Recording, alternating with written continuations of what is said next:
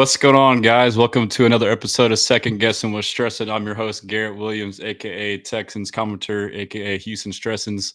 I missed last week. I wasn't able to do it. Had some, family stuff going on, but missed you guys, man. It feels like it's been a while. So, obviously, the last that we talked, I had a preview for the Rams game, so I wasn't able to recap that, and then also preview the Bucks. So, real quick, I can just kind of hash out what I had put out there. I was able to, do articles on both, but as far as reviewing the Rams game, I walked away not stressing nearly as much as most other fans. I was arguing the Rams were a legit contender, and yeah, the offense struggled, but I gave them grace given the fact that the Rams defense was good, and first play calling for Kaylee, and on the road, and first time CJ's ID and defenses. So I definitely gave them grace, and he called excuses, whatever. But he had that Dare fumble at the end there with a real chance to win, and the game kind of went how I thought it would be, a defensive battle. So, but then after that, previewing the Bucks game, I thought that was a game that we would win. I thought we'd win by multiple scores, honestly. To me, I was looking at the matchup of our defensive line against their uh, offensive line, which was a carousel. They had obviously the first week against Atlanta, they did pretty well, but actually they gave up pressures, but overall they still were able to perform. But they kicked their center out to left tackle because Tristan Wirfs was out week 1 and also week 2, and their center is a year 2 player, had never played tackle in the NFL, and I don't even know if he played in college. And then as a result, their left guard went to center, and he hadn't really played much center, if any, in the NFL. And he played good week 1 and obviously week 2. And then Michael Jordan, journeyman veteran lineman who's really not great, stepped in that left guard. And then right guard's a good position for them. Cody Mock, the guy at North Dakota State. And then right tackle Luke Gedeke, pretty solid, but he was game time decision. Ended up getting hurt during the game. But I was looking at that versus our D-line, which, to start the game, the D-line didn't play well, but they kind of got back to form. But that's the lens I was looking through. I thought it would be like a vintage home game, and it kind of was like that. Defense kind of started out slow. We can kind of get into the full recap here in a second, but ultimately is on offense. I know there's a lot of plays we can talk about. I know it sucks too because it's late in the week. It was a Monday night game. It's Wednesday. It's kind of like we're hanging on to it. I still have an article on it right too. I've been posting a lot of clips. I'll probably try to get out tomorrow. I know it's later in the week, but I really like and enjoy doing those articles where, I kind of have all of the details from it as far as, putting clips and stuff like that to kind of, back up my opinions on stuff. So just real quick in the chat, shout out people on IG. We got Carlos says, "What's up, bro? What's going on?" And then D Good Speed says, "Talk about the O line. We'll get there." XJ Walk says, "We lose this week. I know we're done for." Yeah, it's pretty much a must win, but I'm confident we will. And he says, "Let's lock in for week 3, man. That's all we can do." Facts. D Good Speed says, "Stressing." Hey, I hear you, man. But yeah, so a couple more on there. Let's see who else we got. D Good Speed says, "Welcome back. Appreciate you, bro." And let's see, we got another one. Texas Rubio, should we be stressing, Mr. Houston Stressins? Yeah, we're stressing, man. I mean, it'll take time, but I think we're fine. Obviously, the more time away from a loss, the better you get. But I'll kind of dive into that overall sentiment real quick. Just want to get through a couple more comments. And then ask about Henry To'oTo'o. Yeah, it's a complicated topic. We can get to that. And then David in Space, I understand the offense hasn't looked good, but we've lost both those games by a total of like 5 points. I think we'll snap into it this week. Yeah, so I mean, I think that's the actual man. Shout out Pat, let's go. He says stressing. Yeah, man. I mean, yeah, and shout out T on YouTube. Say what's good, big dog? What's going on, man? So yeah, so I mean, y'all kind of know me and my personality, and so I think that's what I've enjoyed most about doing what I've been doing, being involved and interacting and being in the community is everyone sees things differently. And sports is a topic to where you can really see that accentuated. Like some people may be stressing a lot, some may be blessing a lot, or and the beautiful thing about sports is, we're passionate about our team. We all want our team to win, but we can all see it a different way, and it's really opinion. So I mean, like, I don't think anyone's really necessarily right. I mean, it's sometimes like when there's plays, they can like say like what happened specifically, like play call wise. but it's kind of hard to like, judge who will do good and why this happened, why that happened. And that's what makes it fun. So, but with that being said, I don't know why. I don't even know if I'm like an optimistic person generally in life outside of sports, but like, by the way, I have my light on today. Normally, I turn my lights off because I thought I had to for these lights. Oh, and I got a new Astros one I put up.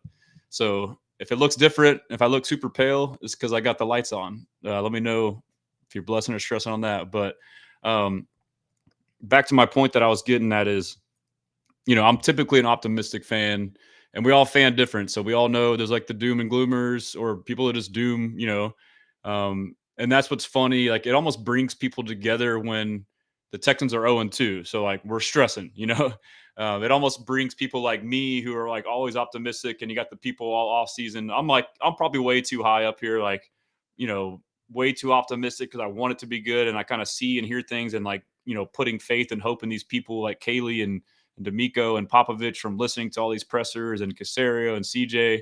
And I'm drinking the Kool-Aid. And you got others who are like, nah, F that. Like it's not going to work. And it's probably right here or, in the middle somewhere, but it kind of brings us together. Like they're like, I told you, like, yeah, you're right. Damn, man. So, but I guess the point I'm getting at too is I'm optimistic, and it is somewhat bad when you know that I'm critiquing the team, but I felt the need that I had. I try to refrain from criticism unless I really believe it. I guess like it's just in my nature. Like I'm not like I'm not good at like chastising people and stuff like that. Especially like teams in NFL. I give them grades because I know it's tough and a lot of things go down. But I'll hit a couple comments and I'll finish that little monologue there. But Carlos says, "What's up, brother? Great show as always. Appreciate you, bro." Jalen Edwards, will you happy if we barely beat Jacksonville and the offense doesn't look great? Yes and no. Zenthu, I think we'll be 2-3 by the bye week. Yeah, I could definitely see that. Wesley Reyes, stressing bad, bro. LOL. Hang in there, man. We'll be good. Zinsu, absolutely terrible calls on 3rd and 4th and goal. Yeah, that had me stressing like a mug. Wesley says, replying to Jalen Edwards Smith. Jalen Edwards Smith, our defense is there. We need to just get it going. IG, D good speed. Matt, do you see us losing in the Jags? Looks like they're having a comment there. Matt says, you think there's got to be uncomfortable conversations if we lose to the Jags and offenses? Yeah, facts for sure. I think they're feeling the pressure. You can't help but not feel the pressure. And it's tough too. So like, let me just finish like overall sentiments post the game and then kind of take a step back and look at the bigger picture. But, sentiments,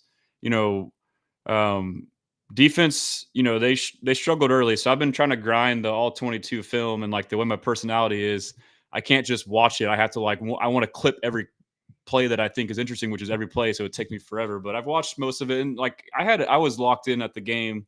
I sit in the 300s, and it's almost like a live all 22. So you can kind of see everything. But, I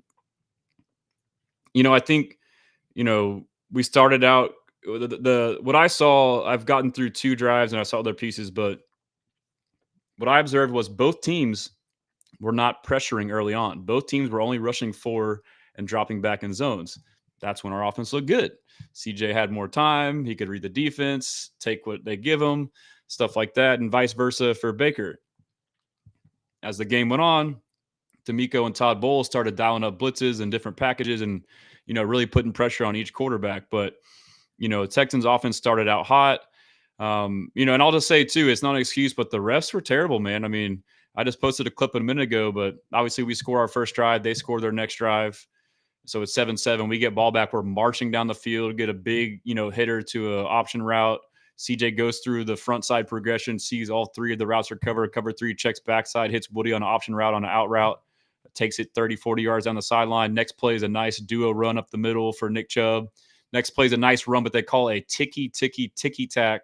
We'll go through my timeline and go through stuff, but terrible call on Titus Howard. That was not a holding call. Pushes us back now to 1st and 20 from like the 20. And then basically, they start running 2-man coverage and, cover 1 with the robber, basically like prevent defense. And, CJ's trying to get what he can, but get a field goal there. But, so I forget where I was going with that, but like the overall game, like, is definitely winnable. And, the overall theme to me was defense. Yeah, they started rocky early, but they really, tighten the hatches or batten down the hatches. I don't know how to say that saying, but they really got their stuff together. So they made adjustments, and what they were getting us with early on was like a lot of screens and stuff to the backs, and the run game was killing us all game. But it was really those first two drives and then the last drive for defense, and that was it. And then I made a tweet about this, but this season has kind of been like my golf game. I don't know if you guys golf, but obviously you have like the driver, the one you hit off the tee, and then your irons, the middle game, and then like chipping around the green and putting. You got 4 different elements, and at different times, if you're not a great golfer, one of those 4 or multiple of those 4 can be really good. But there's always one that's bad. It's never synced up at the same time. Very rarely are you clicking on all cylinders. And that game alone is a microcosm. Offense for the first time was balling the first 2 drives, but you know what? The defense was terrible. So like we're not like playing complimentary football. And then after that, the defense balled out, but then the offense sucked. And so it was like this constant, So we're hoping we've seen some stuff, and hopefully it gels all around. But to me, though, the defense, although they started slow, and although like I said, going into it, to me, we had a massive advantage with the defensive line against their offensive line. They still did their thing. We got a bunch of pressures. They caused havoc. They made it tough on Baker. But the offense was given ample opportunities to win the game. I mean, someone alluded to that's when I really was like, all right, like, I've been high on Kaylee. I still am. But that play call sequence, and obviously there is some onus on the players for execution, but it's 2nd and goal on the 1, and you go shotgun. You run up the middle stuff, 3rd and goal and 4th and goal. You go shotgun twice. Shotgun. You're on the 1 yard line. You take the ball. I'm going to catch the ball in the 5. You automatically take it back. I am never a fan of that, especially in this offense that's supposed to be smash mouth power offense. Like, and okay, yes, they got Vita Vea in the middle. It's a tough matchup. Get under center and do a 3-step drop, or run play action, or just run the ball. Or you know what? Run a quarterback sneak 3 times. You tell me you can't get 1 yard running a quarterback sneak 3 times? The Eagles get 3 and 4 yards a pop. And I don't care if they got a better O-line and they know how to do it. You can get a yard doing that. Instead, you want to run these very low. He got way too freaking cute. Way too cute. First time play caller, 2nd game, first time at home. He's trying to do all this cute shit. So the run, fine. I'm cool with that. The second play to Nico, it's a double move on the 1 yard line. Double move on the 1 yard line. A double move. Nico somehow like wiggled and bought time and space and faked a 1 yard out and then went up. But the problem is, once he went vertical, the back of the end zone's right there. So he has to start, as soon as he beats the guy, he starts slowing down. And so, and I know a lot of people gave Stroud flack for the throw. He does deserve flack, but I feel like it's being overblown. I don't think it was a terrible throw. It wasn't a great throw, but the margin for error for both the quarterback and the receiver in that scenario, in my opinion, is razor thin. You have the back of the end zone, and you're having a guy do a double move, and you have to throw it right away, right when he beats him, and it has to be right on him. I mean, it could have been completed, yes, but Nico had a hand on it. And to me, it looked like he started his toe drag like 2-3 yards out because he felt like he was compressed. That could be a great play call, in my opinion, on the 3 yard line, maybe 5 yard line. Sure. If you are going to go shotgun and try to throw to Nico, okay, you're trying to feed your guy, Nico Collins. Then if you're going to do that, then just run a fade and then let them figure out, okay, over the top, back shoulder, let the defense dictate where the ball goes. Or run a slant. And yes, people are like, well, you can't run a slant. He had inside coverage. That doesn't mean shit. I've played receiver. There's a thing called a diamond released. Here's the corner, and you want to go inside, you do a diamond release, you fake out like you're running a fade, they go with you, and a big physical receiver like Nico can swoop under. He can win that. And if he doesn't, then eat it. I mean, I would live with that. And then the next play, sprint left with the right-handed quarterback. I'm going to run this way and then throw like that. It was just like, I mean, that was terrible. And then DeMeco said with the Vandermeer and Harris that, evidently there was motion miscommunication on that play. So that was botched as well. And, I couldn't help but walk out of that. So you had that, and then you got a punt blocked. You got given right back to you, and then you go 3 and out and kick a long field goal. There was a bad play with Stroud in there where, he kind of freaked out and you got gifted. Levante David had a pick right here, the easiest pick you'll ever see, and dropped it. He somehow got 3 points on that. They forced a missed kick on a field goal to save us on that. But yeah, that was the story for me was, and I have critiques for the defense similar to what we saw last week in the Rams. So, even sitting there in the stands, I was like sick. I was like, even if we win this game, I'm going to be mad. I'm going to be mad at the offense for mostly that goal line situation and some other stuff. And, the more I dove into it and saw numbers and stats and watched film, the more upset I am. But that doesn't mean that I can't be or won't be optimistic going forward. But like, I do feel as optimistic as I am, I say the stuff I do because I believe it. But at the same time, when things need to be criticized, I will.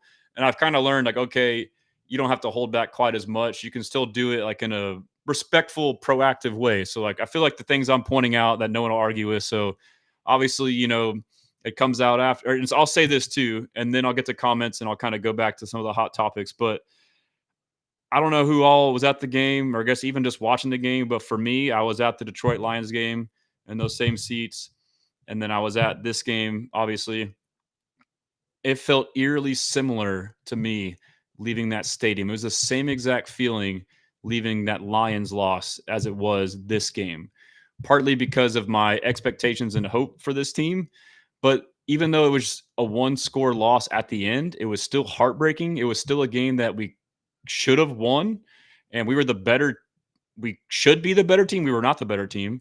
And so, yeah, I can't help but think that. And then before I kind of get into that, I will say, big picture, I don't know if I'll parlay into that later, but I mean, Rams, I think they're very good. And the Bucks, I kind of been a hater on them. I kind of been like, they're not that good. They're fucking good. The Bucks are good. This isn't loser talk. I mean, we should have beat them, but they're a good team. We'll see how the season pans out. They just lost their right guard, Cody Mock. So, I mean, that's even worse. During the game, their right tackle, Gedeke, got hurt. So Charlie Heck, former Texan, was in. And then right guard Cody Mock from North Dakota State, who's a dog and who they were running behind all game, at some point tore his knee. He's out for the season now. But on the last play, you can see he's limping, and they ran the ball behind him and Charlie Heck on the last play to win the game. So that just kind of adds more insult to injury. So the fact that the D-line did good in the pass rush, they got absolutely dominated in the run game. That is very concerning. So that brings up more concerns there. I talked about it in a tweet earlier. So, just real quick, I'm just going to give some thoughts. I'm trying to get to comments. So sorry for not getting to all the comments right away. But this thought I have here is a lot of us agree with this. But, this is kind of the give and take. Every defense, the way it's played, has obviously things that can help you and then things that can hurt you, strengths and weaknesses. Obviously, we're a 4-2-5, 4 down linemen, 2 linebackers, 5 defensive backs, and our third linebacker / fifth defensive back is the nickel, which is Petrie, which is kind of like a hybrid, but still he's like an undersized, quick guy. Anyways, the way the defense is designed is it's attack style, so especially up front with the D line, like it's constantly talked about, like you get all these guys that are journeymen that come here, they play great because it suits their skill sets, and all you have to do is not think. You just try and win straight up and then cause havoc, and then the linebackers clean it up. But so that's an aggressive mindset. And then also the swarm, like it's like we're gonna hit motherfuckers, like we're gonna swarm, like we're gonna punish you. I love that, but you can overdo the shit. We overdid it against the Rams. Our game plan was to sell out and stop the run. Fuck yeah, we did it. We stopped the fucking run. I'm sorry. I'm gonna try to stop cussing. Once I cuss once, I'm getting hype. I'm trying to stop cussing. But the Rams, the game plan was hit these MFers, which we did. We were busting them. Like Puka was getting hit, but he's a dog. He hung in there. And then the run game, shut down the run. We did. But you know what? We shut it down so much that we were biting on every play action, and they were killing us. Almost all those throws on the seams to Puka were play action to the seam. And then the touchdowns to the tight end, play action, not just one guy biting, everybody biting. So swarming too much.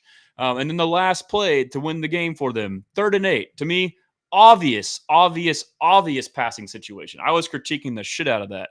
I'm sitting there on my TV, just given the scenario, we still have timeouts, 2-minute warning, whatever it is. It really didn't make sense for them to burn the clock. They weren't going to really get much out of that. You might as well try and throw. They get under center, and the whole fucking team is playing the run. And they motion Puka in to get a matchup on Petrie. I don't blame him for getting beat coverage-wise. I blame him for playing the run. You could tell he went run first and already lost a step. He's already at disadvantage covering Puka if he knows his pass. But it wasn't just him. So to me, that's the head coach. You just came out of a timeout. How are you not telling the guys, hey, play the pass? Play the pass. You can live with them running the ball for 8 yards for a first down. You cannot live with them throwing for a first down. So to me, there are situational awareness concerns with DeMeco. I mean, you have the ability to communicate during timeouts. Yes, to me, it sounded like they blamed it on the players, which obviously there is a lot of responsibility on the players. And at the end of the day, they're the ones doing it. Maybe he did tell them this shit and they didn't listen. But I feel like if you were in the huddle and said, hey, play the pass, that you wouldn't see that over. So like this being aware, like it's got to be hard too if you're the coach in the moment. You're also the DC, like really knowing these things. But like if you're someone like me sitting on the couch, like, oh yeah, 3rd and 8, like I have time to like sit there and look at it. Like I don't know if they have a guy that's like a overall observation guy. Like, hey, watch out for this here. So fast forward to this game, situational awareness, same freaking shit, dude. The last play for the Bucs to win the game, just like the Puka play, it's actually the inverse now. It's 3rd and goal from the 2 or 2nd and goal from the 2. There's 9 seconds left. They have 1 timeout. Oh, they're going to pass. No, they're going to run. They're going to run. They've been running all fucking game. You have not stopped them. They line up in the formation. They begin the motion to show you what they're going to do. It's like a split zone or it's a duo. It's a duo. It's a split duo. So the tight end motions, you call a timeout. Oh, we got to look at it. We know what's coming. You call a timeout. What the fuck did you say in the huddle? Did you say play the run? No. To me, it looked like they're playing pass. You come out 4 down linemen. You could do 5. You have plenty of linemen. The linebackers are playing 5-6 yards off in the end zone, like not from the line of scrimmage, and they're 2-3 yards in the end zone. And they run the exact same play. All they did was change the guy they motioned before was like a fullback and put a tight end back there. And why not blitz? But like to me, like saying I had deja vu. I'm sitting there and I'm like in the stands. I'm like, this is a great time to run. They're gonna fucking run the ball here. No shit. And you had the timeout, just like the Rams game. And like, it's like you told them the opposite or you didn't even think about it. Like, is no one telling you, like, hey, play the run? Like, I could lose on the pass right there. They're going to run. It's just like, sometimes you just put 2 and 2 together. And I would be able to live with, like, hey, I'm looking at it as if I were running the offense, I would run here. And I'm going to tell my defense to sell out on the run. And if I get beat that way, fine. I would live with that. If they have the balls to pass it or whatever. But I don't know. I mean, call me crazy. Those were 2 things there. Let's get to some comments, and we'll get to all the other hot topics from the game. Sorry for the language once again. Let me see here. We're getting caught up. Let's see. Zinthu, Christian Kirk, and Barry will be back week 3, so that's a blessing. Facts. I think they're absolute game changers. And so what I plan on doing is today just a recap of the game, and I'll try to go again tomorrow at some point to preview the Jags game. And then Anish says, so nervous for Sunday, must win against the Jags. We got it, man. We'll dive into it, but and also too, like us as fans, like we look at 2-0, 0-2, 1-1, and everyone's trash, everyone's good, everyone's mid. But like opponents matter, bro. Like we've played 2 of the best teams in the NFC. On the flip side, Jags have played some ass teams, Colts have played some ass teams. So I mean, it matters. And the Titans have played some good teams. And the Titans aren't as bad as people think. I think they're better than people think.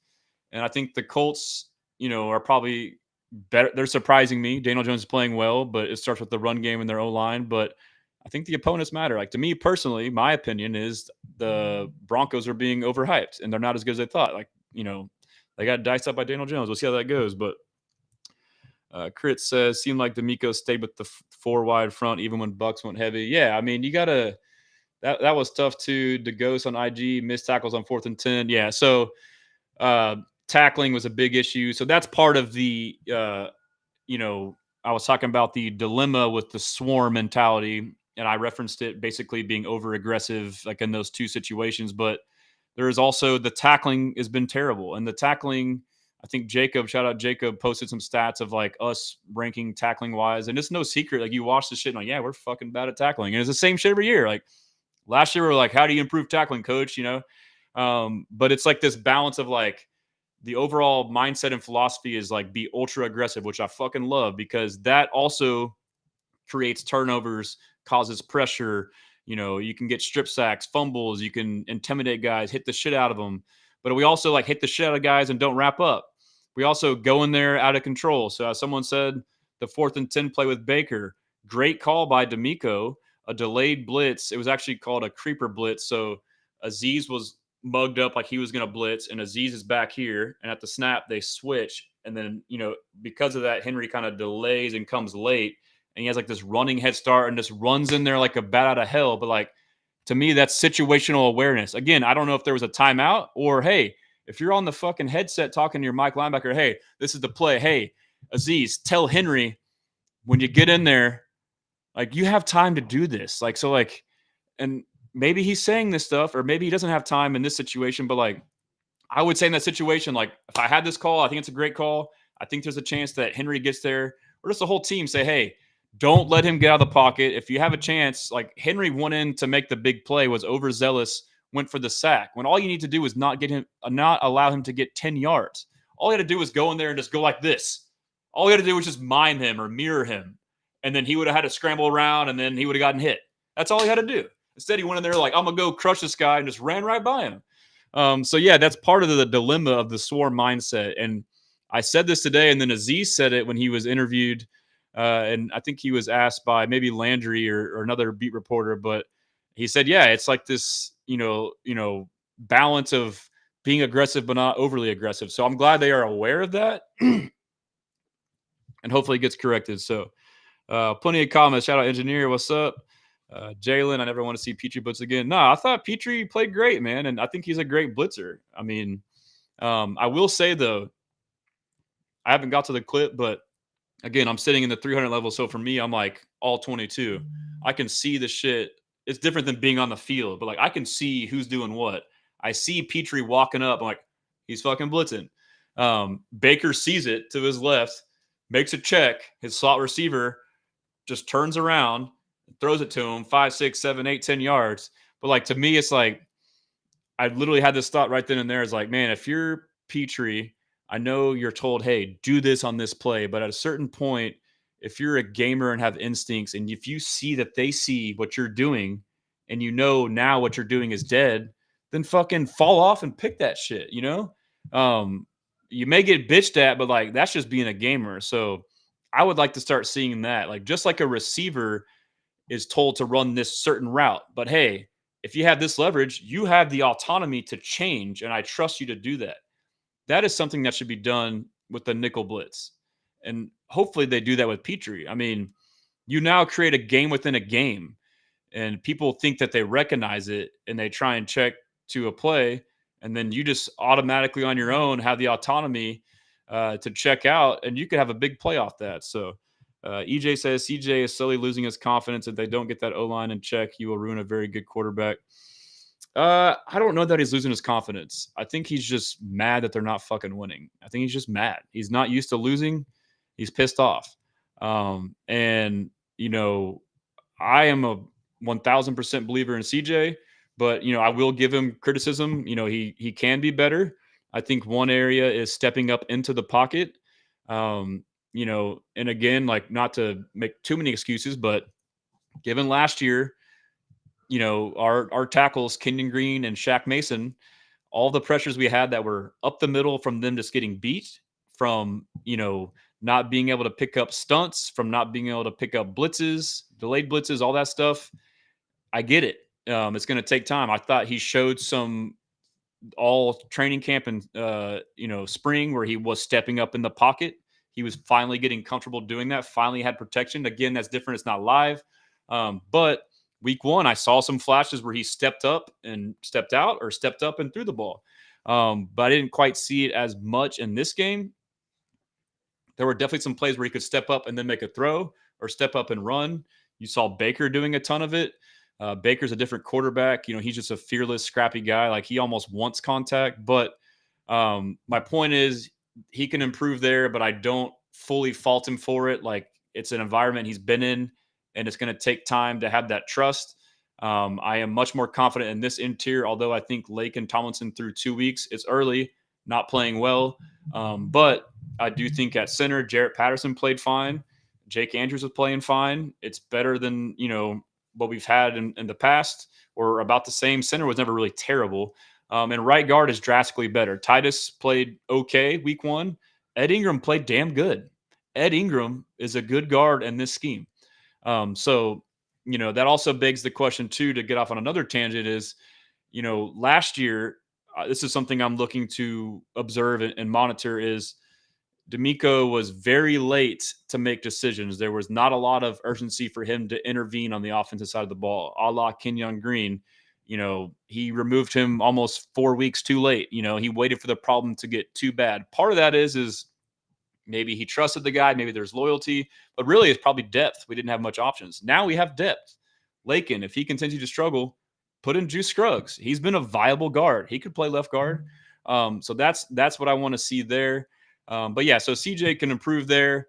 I mean, obviously there were a handful of times in the game where you can see he looks skittish as the game went on and the pressure started to get like crazy. I mean, it's night and day from watching like the first couple drives when they're running zone and there's no pressures. Of course, any quarterback looks great in zone. But, as they started getting pressures and they weren't picking them up, you feel like he's getting happy feet and rushing through his progressions. But, I mean, part of that is like you don't have a clean pocket and you're not used to it. So there's a couple that he needs to get better at. But, again, you kind of understand why. I've seen what he is, so I'm not concerned about him. And then he's done better at running the ball and being decisive. I think he can be even better doing it. Just prior to this, I was watching the end of our second offensive drive. We got back to 1st and 20 on the 20, and they ran man coverages twice with nobody accounting for the quarterback. To me, that's drop back, see it, fucking take off and get 10 yards. That's it. Like, fuck all that shit. As soon as you see it, take off and get 10. And that's stepping up into the pocket. So that kind of goes hand in hand. As he can get comfortable stepping up into the pocket, now he can start taking these yards. And so he's doing better. Continue to do that. And I will say, too, it was mentioned earlier, and I was saying this before, and I kind of got away. Give me a second. I'm a little cotton mouth. Let me drink some of this vino real quick. It's been a minute, man. But shout out Abdul. Afghani says, dang, man, I was at the game too. Atmosphere was crazy. I just wish the team was built off the energy, especially offense. But what was I saying? Lost my train of thought there. Should have got a bottle of water over here too. I got cotton mouth already. But yeah, Stroud, step in the pocket, being comfortable in the pocket in general, taking the runs, more of them than what we're seeing. And I really do think a lot of the throws that people saw, and I noticed half of them live. Again, I'm in a live all 22. I love those seats. At the corner too, so I get like the whole field. But, there was one to Schultz, miscommunication. There were 2 that I highlighted on Twitter today. A dig by Nico. One, a dig by Hutch. And I don't know if this is, yes, Nico has ran digs before in this offense, but I don't know if those were probably different play designs off of play action. And, maybe he's running from a different alignment, a different slot, condensed split, whatever it may be. Or maybe it's just, it happens. Sometimes you mess up, but both those guys on those same routes on different sides at different points, when you run a dig or any route versus man, whatever that route is on paper, that's the fucking route you run against man.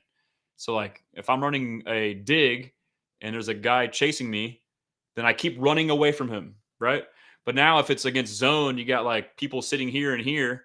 Now when you run the route, so on a dig, when you run through a zone, the guys are standing there in their little spot. That's their zone. And so as you pass them on your route, you're still running that route, but like here's a guy here, and before you approach him, this is a window. And then once you pass him, this is a window. You don't just fucking run fast as fuck the whole time. You throttle through the windows. So like as you go through this window, throttle, look at the quarterback. Nope, not coming to me. Okay, now I go to the next window. Now I'm in the next window. Do you fucking run? No, you slow down, look at the quarterback. And sometimes if you're just wide the fuck open, you just stop. Hey, I'm open. Like if you're open, stay open. You don't run into coverage. And that's what Nico did on one of them. And Hutch, Nico's was CJ looks at him first read. Nico's running a dig, but the guy's right here. Oh, he's not open. Immediately goes down to the flat route out of the backfield, the running back. Oh, shit, he's covered. Immediately goes back to Nico. At this point, Nico's here. And there's no one in the middle of the field. And CJ's about to throw it to him, but Nico's just running. And so then he sees it and he's like trying to like, fuck, dude, like stop. And then like the guy starts to hit him and just kind of like throws a weird ball because he doesn't know what to do. And Nico, thinks he's running to grass, but he was already in grass. And grass means open, no defender. But, he runs over to the side of the field where more defenders are and the cornerback slips up underneath. And so that was the issue there. So, I get, and like me saying this is not me forgiving CJ and not criticizing him. It's just adding context. There were several plays like that. The Nico play I talked about with on the goal line, I already talked about how I don't think that was as bad as what people think. So there's several instances like that. But yeah, so I pointed out what I think he can improve on. But what spurred me talking about this was Berrios and Knoll. So, I kind of like was stressing more than what I normally would, mostly because we're 0-2. Again, barely lost both games, could have easily won both. Could have, operative word. But, I had this mindset the whole time. If you follow me on Twitter, I've been preaching this, is that obviously Christian Kirk, the value in having a veteran slot receiver is tremendous. We saw this last year with Diggs. Veteran, savvy receiver. Even though he's always been like a Z outside receiver most of his career, he bumped into the inside. But he's been around the game in the NFL for long enough to know all the different nuances for NFL defenses. Yes, guys come out of college and are more pro-ready now. But I think rookie receivers that can thrive the best are just straight up outright side receivers. Like your X receiver, like, hey, you're fucking running go, slant, hitch, post. That's it. Like you're just a man beater. You're a backside man beater. So you're not having to think too much. Like, hey, just go win. That's it. But then if you play Z, the other receiver, then it's okay. Now you have some routes where you have to know when to throttle and this and that. And you may have some of that at X, but like for the most part, you're just basically just, hey, go win. But then like slot, especially in this offense I've talked about on here, it's called the adjuster because you're allowed to adjust your routes. That's what I love about this offense, and we'll see how it shakes out, at least from what I'm hearing and what I'm told, is that you now have the ability to change your route based off of the defender's alignment and the coverage. And guess what? The quarterback also sees that, but it's a great thing if it's on the same page and done right. If it's not on the same page and done right, it's very risky. You can throw pick sixes and the quarterback to the average fan, like, oh, that guy fucking sucks. No, the receiver fucking hung him out to dry. And you can tell that CJ has so he has Nico, who's your ex, stretch the field, who he is smart enough to do these things, but it's just one guy. They double him. Now what the fuck does he do? He has David Hutchinson. He's still young. Yes, he's had a great camp and played better. And then you had Justin Watson. And obviously Jalen Knowles the big question. But, I understood because of those reasons that I said that you have to like be used to the NFL and, all these nuances. Like he may be ready, but obviously they don't think he's ready. But I started to, put fire on them for it now because we're 0-2. And during that game, you're seeing him fucking return punts and kicks and make all these plays. So at the very least, until we got Christian Kirk and Berrios back, you could have put him in more and give him design touches and maybe not asked him to be this cerebral guy, or just try it and see what happens. I mean, you got Hutch, and even Nico kind of messed up on one, but you got Hutch too. Like you got these other guys in there kind of not doing it right. But what I'm thinking is what happened, and what I'm hoping what happened is we kind of got screwed by having not only Kirk as your veteran receiver, but Berrios, who I said as soon as we signed him, bad news for Mechie, great returner and a veteran, savvy, underrated receiver. To me, and I've said this on here all the time, a slot receiver, to me, the IQ, the brains is far greater than how fast and tall or strong or quick you are. If you don't know what to fucking do, then it doesn't fucking matter. I mean, you could be look at all these slot receivers that dominate. Look at Wes Welker. Look at, any great slot receiver, Julian Edelman. They're not fucking freak athletes. They're fucking smart and they're tough. The two things, smart and make tough catches. Berrios kind of fits that mold. Kirk fits that mold, but he's also fast and explosive. So obviously you want Nolan there, but he may not be ready. So the solution is Justin Watson played. And so I'm hoping that wasn't just because that's the style of offense he wants to run, is basically have three big. So again, I've kind of gone back and critiqued on stuff. So I kind of maybe did it more than what I normally would because it was deserved. Like, I mean, there's a lot of questions to be asked, and we won't have answers to some of these questions till later to see how it shakes out. But, if you followed me this whole time, like the draft off season, and you've known, like, I'm a very analytical person when I come to addressing the offense and receivers. I'm a stickler for the different types of receivers. The X receiver, the outside 6'4", 220, stretch the field guy, Nico, Andre Johnson, AJ Brown. And there's very few that are like those guys that are big and tall and fast, and that can move with wiggle. So we got a unicorn in Nico. And from there, the other outside receiver is let's just go. And from there, you have the slot, which is your smaller, normally quicker, cerebral, tough catch guy, right? And then the Z, the other outside receiver, is kind of a hybrid between the two. They can do some slot stuff. They have some wiggle, and they're not as big as an X, but bigger than a slot. So it's kind of in between the two. But now you have three different skill sets. You have a deep physical field stretcher possession catch guy. You have a slot, middle of the field, wiggle, smart, read a defense guy. And you have a Z who's a hybrid. So now it's like basketball, 5 different positions. But what we've been doing is we have Nico, 6'4", 220. We have Xavier Hutchinson, 6'4", 220. We have Jaden Higgins, 6'4", 220. We have Justin Watson, 6'3", 220. They're all fucking X receivers. So, I mean, and that was a critique of mine. Like when they drafted Higgins, I love Higgins. It caught me off guard and a lot of people off guard because I didn't think we needed one. And it may be fine, but their logic is we're just going to draft Caserio, draft best player available, let the coaches figure it out. Okay, cool. Like, and then you kind of like, so just because I believe that doesn't mean it's true or that's the way to do it. But I kind of went back like, man, like I knew what the fuck I was talking about, But that being said, the Patriots did it where they would just draft best available. And I guess it's different too. Most offenses are kind of built like that. So maybe it's being different. Maybe they wanted to play those three guys regardless. And because there are plays where you had Hutch and Watson condensed and one motions in and they both do a crack block and they're in the box blocking physical on safety. So, I mean, that could be part of it because you want them involved in the run game. But what I'm hoping is that was an adjustment by Kaylee from having not only one veteran savvy slot receiver out, but your second veteran slot receiver out. The first 2 weeks, we didn't have a fucking slot receiver. Yes, Watson was a slot, but he isn't a fucking slot receiver. He's an X receiver playing slot. He can't separate. You watch the game, CJ's rolling out. No one can get fucking open because they're not designed. They're not quick, twitchy guys. They're big possession guys. And so, yeah, I mean, when you factor that in, it makes a big difference. And so, I am a little more hesitant now to be like fully like faithful and like optimistic it will work. And to me, what we were sold on with Kaylee is his ability to adapt and adjust. The two key words that Solik was not. He did not adapt and adjust. He got fucking fired. DeMeco called it out. This is what we need. When we hired Kaylee, that's what, don't fit a square peg, round hole, build on your personnel. Okay. Our quarterback should be the centerpiece. And that's why I wanted fucking Chip Kelly or someone who would spread that bitch out. Like CJ is used to an up-tempo spread offense. He's at his best in 2-minute drills. If you go and look at him before, maybe not this last game, but like pretty much every game in his career before 2-minute and halftime and before end of the game, he's fucking lights out.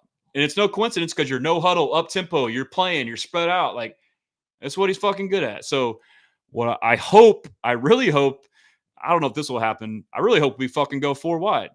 And, a lot of the shit we're seeing about pressures with the O-line, all this crazy exotic shit, bringing a guy up and switching them and doing all these fucking games that our fucking linemen can't fucking handle, or even running backs, Dare, we'll get to that, or tight ends. It's not just, it's the whole thing, they can't fucking handle it. You know how you do that? Well, part of it is you run these fucking condensed formations and you bring all these people into the box and you invite them to do this shit.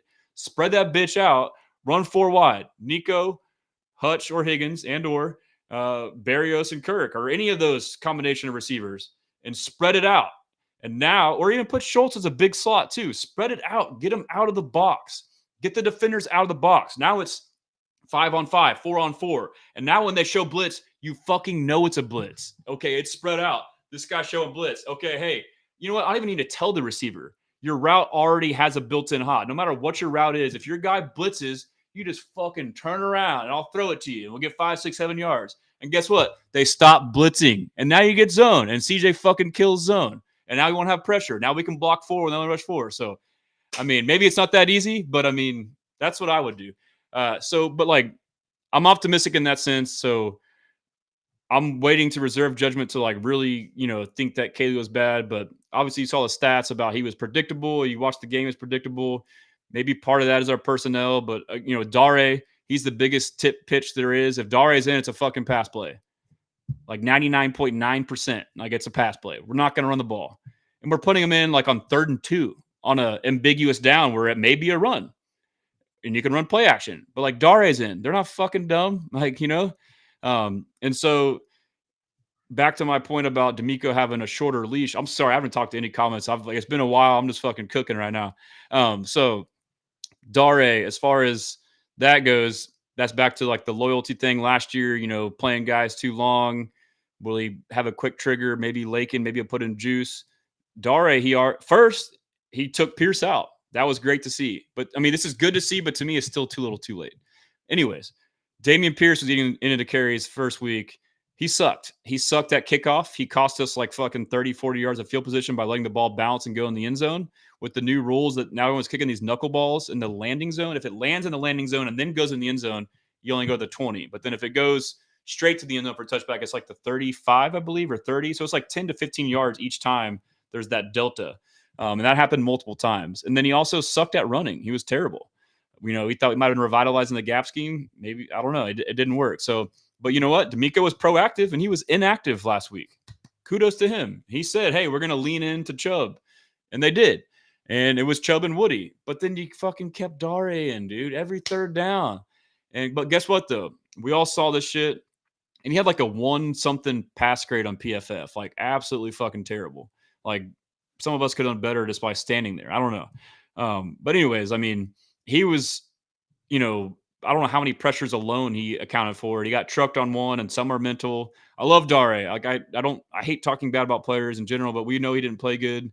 He's still a great asset to the team, special teams, maybe reserve, backup, running back. But we got guys. You went and drafted Woody Marks. You traded up for Woody Marks in the 3rd round to draft the guy who's known as the best 3rd down back in the draft, and you're not letting him fucking play over Dare. Again, I get easing him in, may not know the offense, but maybe it's not as complex for running backs. And then you see Woody in the game fucking killing it at pass pro. And it's like half of it's just, I mean, obviously a lot of it's cerebral, knowing what the fuck's going on, not freaking out, but also effort. There was like, he was on the outside looking for outside work. And then he saw they were coming inside, like on the B gap or so. And he kind of like got hip checked by the tackle and then just dove in and got the guy. It was a great play. And he's also a fucking hell of a receiving back. He had 80 fucking catches at Mississippi State. He played in a Mike Leach system, so he knows, he's smart. All these option and choice routes, like he's a great player. So, but this week now, last week he said basically it was no more Damian. This week he said that Woody, he said he likes the combo of Woody and Chubb, but then he said Chubb needs more run at pass pro reps. Woody or Chubb, 3rd down, fine. I'm cool with that. They're both run threats, and they're both great pass protectors, and they're both good receiving backs. Chubb had a 30-something yard screen pass, which I hadn't seen a halfback screen by the Texans executed successfully probably since fucking Kubiak area. Maybe some Bill O'Brien, but again, too, like if our pressures are terrible, run screens. That's a way to negate pressure. Let them come and then dump it off. I mean, so it's encouraging to see that. Let me get to you guys. Sorry for the rant. Sorry for cussing. Sorry for ignoring the comments. Engineer, I'm going to be real with you after seeing what they did with the rookie wide receiver and constantly putting Dare in critical moments after him, blowing every assignment. I think the coaching staff is full of idiots. That's fair. But again, that goes back to the urgency. I think it's too late to like it's too little, not too little, too late. It should happen sooner, but at least they're fucking sounding like they're going to change it, and they better. But yeah, and then I mean, there's a lot to question. It's tough. DeMeco, he's still young. The overall stuff is great, but I think it's just part of the experience. Like, I don't know if like the game management stuff, clock management, like I think it takes time. I don't know if they have a guy they talk to. Surely they do, but like, come on, like you have to have someone like telling you tendencies, what to expect here, call timeout, don't call timeout. We didn't even talk about the Nick Chubb touchdown. I personally think that they let him score. Or what I think happened is they kind of let him score. So a Bucks fan brought this to my attention, and I think it's a great thought. So it's like 2 something left. There's a 2-minute warning, and they have 3 timeouts, but we're on like the 30.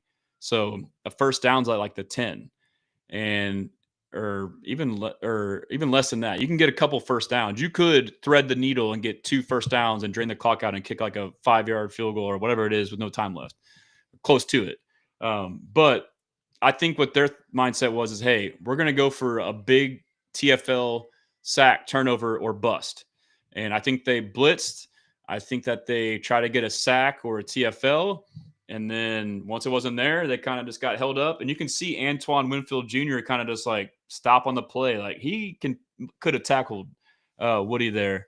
I think we got fucking played. And that concerns me that DeMeco is not even acknowledging that was a possibility. Like he was kind of, I don't know if he was smug, but like post-game press was like, no, that's not what happened. And we would have scored anyways. And it's like, man, like, okay. I mean, I know that's not everyone agrees on that. And I get our offense sucked, but I mean, if you get a field goal and get one first down, you get a first down and don't get another first down, at the very least they got, a minute something with no timeouts and need a field goal. It might have been better for us. They missed a field goal early in the game. I had more confidence stopping them on a field goal than let them get down to the 2, but I guess they could have kicked from the 2. But they had plenty of time with that. Anyway, I mean, it's debatable, but I think they did it, and to acknowledge like it wasn't even a thing, that's kind of worrisome. So, yo, what up, Scott? What up, Zinthu? And then Engineer. I got a lot of catching up to do. Let me see. Zinthu, Mr. Schneebly. Why the hell don't we lean on the screen game more? I just said that. Yeah, that's the biggest spot. Yep, I agree. Patience on X. You think we trade for a Pro Bowl O-line guy for the deadline? Who's going to trade a Pro Bowl O-lineman? I think if they wanted to, and so that's where, I didn't necessarily agree with. I've never been like a big BPA guy, which is what Caserio did, and I think he was like really weird about it this draft season. Like, yeah, fucking, what do you mean? Like, yeah, BPA. What does it need? Like, like really being weird about it. I think he did like a mix. I think he did some BPA and some BPA within his needs. Like a corner obviously was a need. Receivers were obviously a need. I mean, look at it now, even though we don't fucking play them. A third down back was a need, even though we didn't fucking play him. He kind of drafted needs. A lineman was a need, but like y'all saw me, like I'm like a deductive reverse engineering. I'm like, okay, what's the problem? Our interior line sucked. Okay, let's fucking get an interior lineman that's good. They get a fucking tackle. Okay, fine, it might work. I know you traded Tunsil, but and that was after free agency. Like you signed tackles and then you got a tackle, and so, but it's working out so far. But the length, so a lot of these decisions that the way I am too is I'll have a thought of what I think we should do, like we all do. And I can come around pretty quick. Like Kaylee, he was like 3rd on my list. I had like more air raid spread guys, which NFL, like Chip Kelly was obviously my favorite. But once we got Kaylee, I was cautious about it because there's the ties to the LA Rams, which is similar to Shanahan, but obviously he's a New England background. And really you learn too, it's more about the person than is the system. I mean, you have some guys coming from Rams Tree balling here and there, and they can adapt and do this. Like a lot of the Buck stuff is, similar to McVay. It kind of was like that prior with Cohen and then, Canales before that. But regardless, with Kaylee, I had concerns, but I sat down, I researched it. I mean, you can call me like, just a glazer or whatever, but like, I didn't just hop on board just to hop on board. Like you've seen that I can critique when I feel it's necessary. But maybe I should not jump in quite as much, but like, I liked what I was hearing. Like and I still have faith in that, but those were concerns I had prior, and I almost completely dismissed them, putting full faith in them, listening to all their conversations. So that was a concern. And then, the O line, the way they addressed the O line was a concern for not only me, but for a lot of us. Like we said, like there were plenty of fairly valued around 10 million, 8 million interior O linemen. Kevin Zeitler. I don't have the list, but I know Kevin Zeitler was my crush, just like Chip Kelly was my crush. And pause if I need to say pause. I don't even say pause there. But again, they went with the contrarian thing and signed Ed Ingram and Laken Tomlinson. And then, they got a lot of heat for it, just like I saw their reasoning with Kaylee. I looked at it, saw the reasoning with that, and I've been arguing for it. And I still think it can and will or should work. Laken just may be the weak link, but Ed Ingram, like I've argued, hey, yeah, he might have sucked elsewhere, but maybe scheme matters. And I still believe that. But you still think back and be like, man, like I fucking knew, like, so it's tough to kind of, for me personally, with my like views and opinions on it. And that will probably fluctuate as the season goes. And I've always kind of been like hey, chill out. It's no big deal. And as the days go by, I'm not as concerned. I think we're fine, but I will tread lightly going forward, saying like, I'll wait till I see it before I really start, and, it'll take me a while too, like to really have that full confidence that I had. Like, I'll need to see us beat a Ravens or hang in there, or see us beat a Chiefs or a Bills. I'll need to see a good game, which it will. And I've said this, matchups matter. One team you match up against, not great. The other you do. But a third concern we've all had, the OC, the way the O-line was addressed, defensive tackle. 1 week, they played great week 1, stuffed the run, but the Bucs ran all fucking over us all fucking day. And guess what? What did I want? I wanted a fucking nose tackle. We have Foley Fatukasi. I love him. He's great. Underrated, great value. But he's not a dominant Vince Wilfork type. Christian Wilkins, weirdo, but like before all that weird shit, I mean, you got Vita Vea. There's nose tackles out there. Puna Ford, I wanted. He was a great value nose tackle, a true one-tech run stopper. We have a bunch of 3-tech pass rushing defensive tackles. We have one true run stopper in Foley. And he's an aging vet who's, hasn't been highly sought after his career. Again, I think he's underrated and great and love him. But like, you watch the Eagles game and you watch their nose tackles wreck the game, and you're like, well, shit, we're going to get one of those. No, we didn't do it. So, I mean, again, DeMeco's system can work, his approach of roster construction with Caserio, but like as the season goes on and these things happen, you're like, maybe I was fucking right. Maybe we were right. So a lot of fans who express concerns are definitely vindicated. It's a weird thing. You don't want to be right because you want your team to win. So it's a weird little dilemma. Shout out Nash Shahid. We're depressing. We'll be good. Nomad Scott. Shout out Nomad. He said Mariners lost. Let's go. I believe Astros won. I know they were winning. Nosh says need a legit DT NT to stuff the run. I'm like an hour behind on comments, and the shit I'm saying is like just now.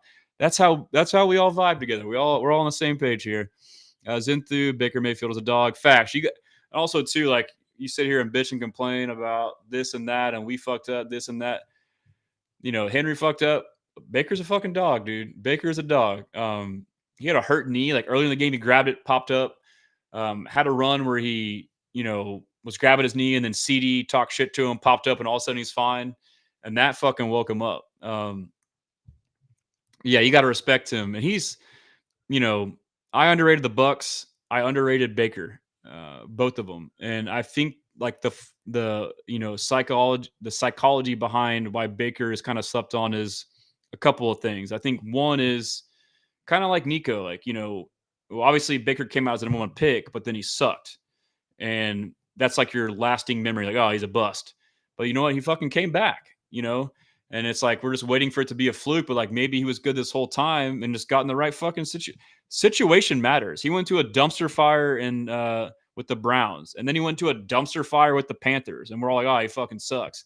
And then he goes to Sean McVay. I believe it's like a Thursday or Saturday night. And he gets there like emergency, like a day before, or not even that, like the day of, learning the fucking playbook on the plane, and balls the fuck out because he had a good fucking coach for once. And then from there, he goes to Tampa because of the connections from that kind of tree and scheme, and goes with Canales from, they have that Ram shit, and he's balling, dude. And it's his third year doing this shit. So that's part of it. We kind of have like a stigma of how he sucked before. And then also like his play style is different. He's just a gritty motherfucker, like hard to bring down. He's squirrely. But I mean, he's a gamer. He's a winner. He gets it done. And he also he can throw the ball. He had some throws that were pretty fucking good. And he's smart too. Engineer, common denominator is DeMeco DC Ryans, completely conservative, poor time management. Yeah. So again, like I've preached that this is it and I hate it, but like, we're tripping on the OC, but like as the season goes on, like how much of this again is DeMeco? Like he's a defensive coach. He wants to win a certain way. He wants to win with his defense. At the end of the game, we leaned on the defense. Like should have made a stop. We did it last year. Could have made a stop.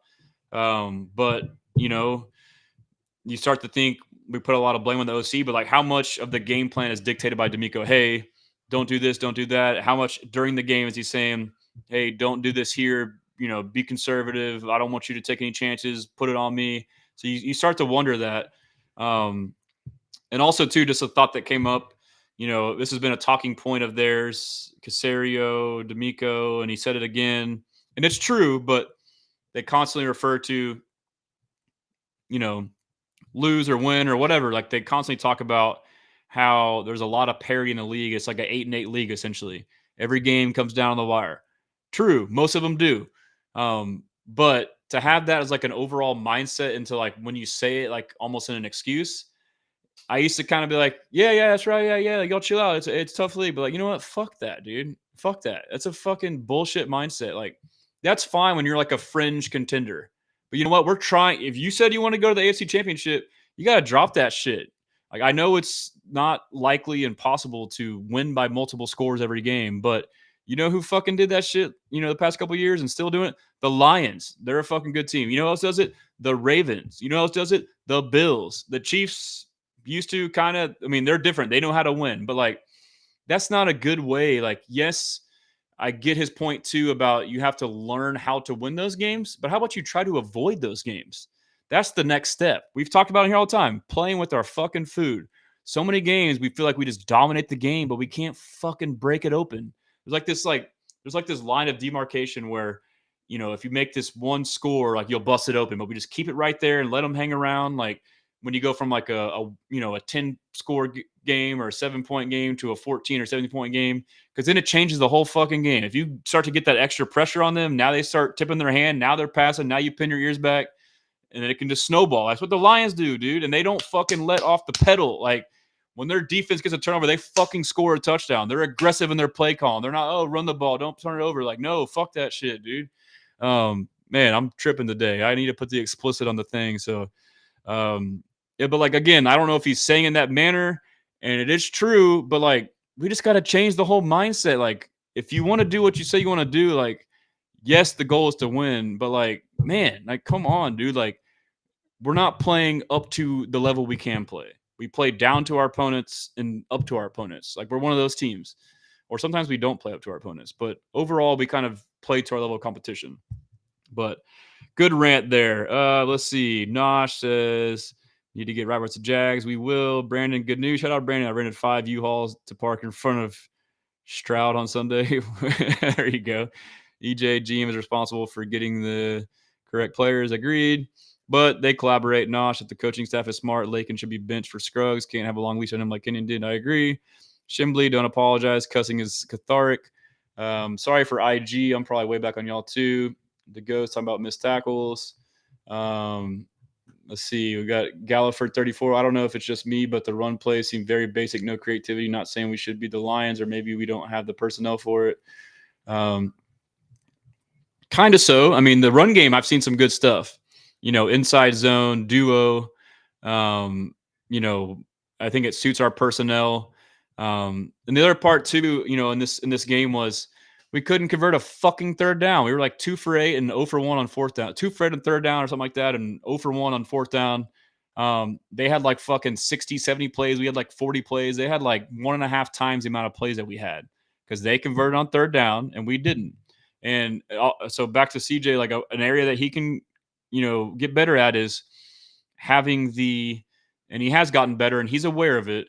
And it's a challenge for any young quarterback is the discipline to not always go for the home run, which is very hard when you're constantly in third and longs, which this week we weren't, but most of the time last week we were, and most of last year. So you're always behind the eight ball trying to press the issue, but you still have to be disciplined. Like he's gotten better at taking the checkdowns, but he can still improve more. Just like he's gotten better at the run, there's still room for more. And that's what Baker fucking crushed at. He was hitting his backs left and right. Bucky was fucking killing us out of the backfield. And guess what? He would fucking break tackles and make plays. Our guys can do that shit too. And that can completely change the game for you. Second and long, you hit that, now it's third and short. Or if it's third and long, hit that, now it's fourth and short, you can go for it. Or you get a shorter field goal. Or there was a time where we punted. If we would have taken the check down, we would have been at least had a chance to break it and get a first down, or you're at least in field goal range. So like those, and I guarantee you all the shit we're saying they're talking. I hope they're talking about it. So that's an area there. I'm not sure how I got on that one. But I had another thought too. So I was just talking about taking check downs. Man, I had a thought that I wanted to say. Fuck, it'll come back to me. And then DeMeco is a coach of the candidate year. He wouldn't work. Engineer, we're like the only team in the league that's always blaming other players and execution. Yeah, so I mean, DeMeco heavily blamed players, and he took some accountability, but like it felt mostly like he's blaming the players, so that makes you wonder. We don't know. We're fans. We don't know what's going on during the game behind the scenes, but Uncle Ted, Stroud had some hella overthrows. I disagree. I mean, most of them, I think most of the throws were just miscommunications. I already addressed that, but shout out Uncle Ted.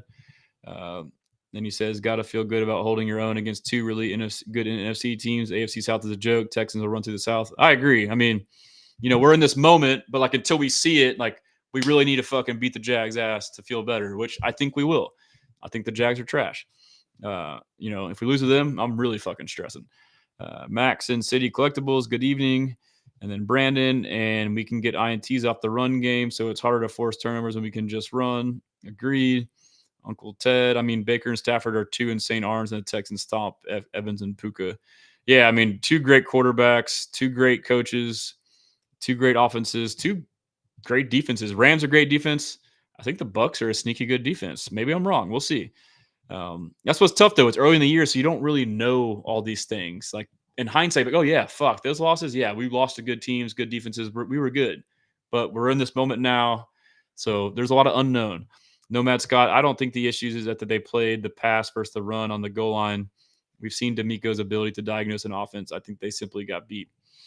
I mean, yeah, the D-line, but if you get beat all game in the run game, then you play the run. Linebackers aren't lined up 7 yards off the ball. You blitz. You try and help out. And you got beat by a guy with a fucking torn knee and a backup and Charlie Heck. Like that's not a motioning tight end kicking out a guy. That's not. I can't.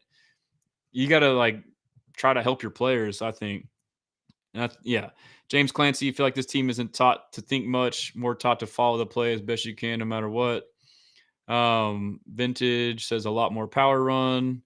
And then Brandon says his feet don't look set under him. Yeah, there's a handful of plays where, especially late in the game when the heat was really turning up, where Stroud was scared to kind of set his feet. Uncle Ted, stop with all the deep out routes, two-step slants. Yeah, dude.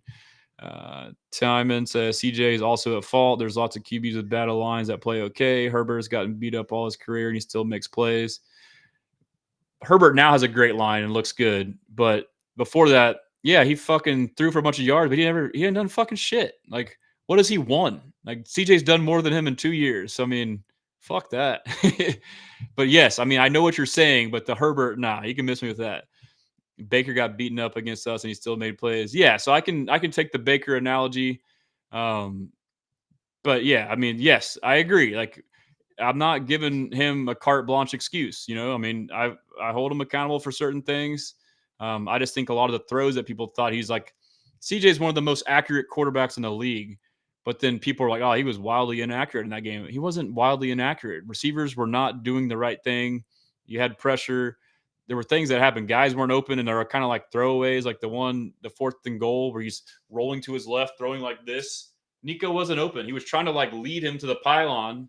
So that's all I'm saying. I'm not like I've pointed out the stuff he needs to work on. Yeah, and then I was going to say too. I mean, one of the issues from last year. Texans film guy says Baker also has a run game, takes a lot of pressure off him. Facts, and that's why I've said you need to do more of it. And even watching the Bucs pressers, like their players before, they were cognizant of Stroud. And end of last year and week 1, he's run more than he has, and people are already starting to realize that. But you need to keep that shit up. So now there's that extra threat, and now they soften up their coverage, or now they tighten up their coverage, and now you can throw over the top, or they come down in the box. Now you can throw over the top. So once they know that threat's there, then they'll stop doing these prevent or whatever it may be. But yeah, one of the issues that we saw in week 1 was we saw it all last year. Took forever to get to the fucking line of scrimmage. Guess what? Week 1, same fucking shit. And then it's, oh yeah, we need to get out of the huddle. I'm sitting there watching it. Like there was some improvement, but it was still pretty fucking bad. And that's fucking bullshit. Like inexcusable. Like there's some plays that happen like a sack or whatever, but like it's fucking bullshit, dude. Like fix it. Y'all fucking said it's a problem. And you talk about lollygagging, and DeMeco called it out several times, but like if you sit there and watch from where I'm at, like the all 22 in the stadium, big play or whatever, everyone just kind of walking back, run in the fucking huddle. Like you're like a tip-top premier athlete. You can't jog back into the huddle. You can't run off the sidelines and run back on. Like, and maybe some of it's the plays waiting to get in, but like to me, the play caller is probably waiting for you to huddle the fuck up first before you call a fucking play. And if you're kind of waiting in, then you can't call it. Get your fucking ass in there. You know what? Run fucking no huddle. I mean, fuck, dude. It just pisses me off, dude. I mean, and again, there are times when it's hard because you get sacks, but there's just no sense of urgency. And, just like think of like Peyton Manning and Drew Brees and Tom Brady. And we're supposed to have some New England. They get to the fucking line of scrimmage and they sit there for 20 seconds playing fucking games. Check into this, check into that, check into this, check into that, and use the whole play clock. We're getting there 10 seconds. Oh, fuck, hurry up, run a motion. And then you know what? At that point, you can't read the fucking defense. You're running that play no matter fucking what.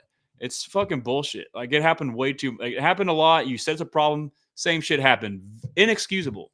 Fucking excusable. Like what are we doing, dude? That shit fucking drives me crazy.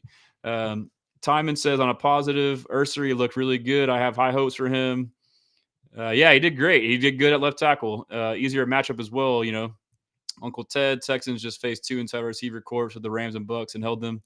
Yeah, so I think this defense is still elite. Like, part of it with the defense is we know they're elite, so we're holding to a high standard.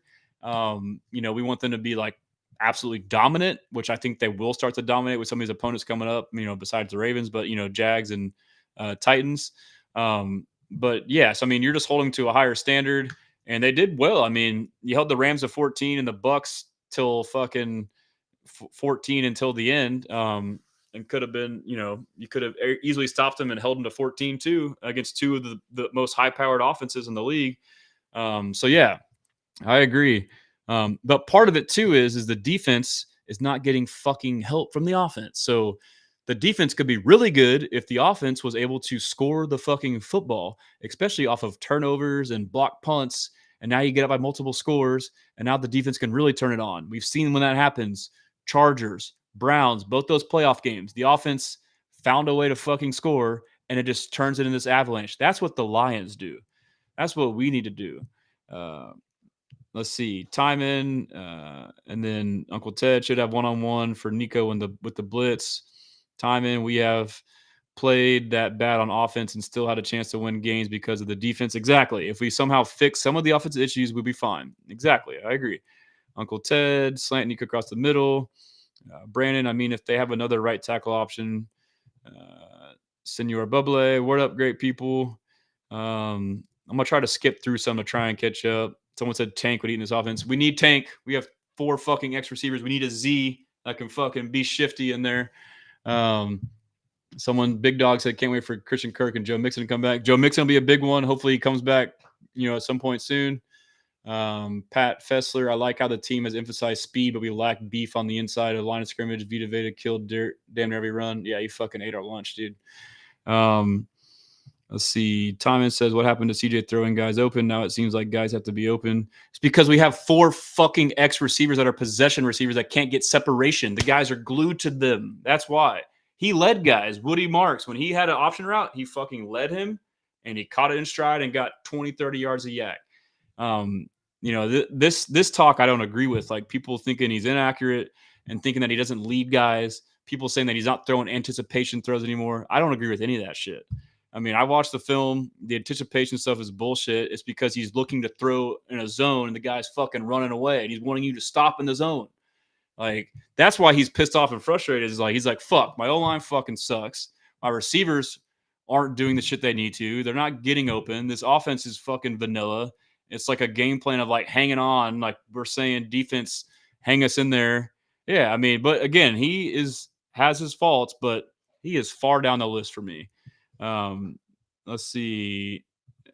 James Clancy, you think that the route running issue is a talent problem or been? It's so funny. I'll say something and then it comes up.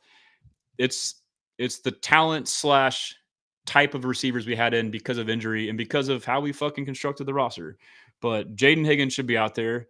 I like Hutch, but Jaden Higgins is faster and shiftier. He's more explosive. He can get more separation than Hutch.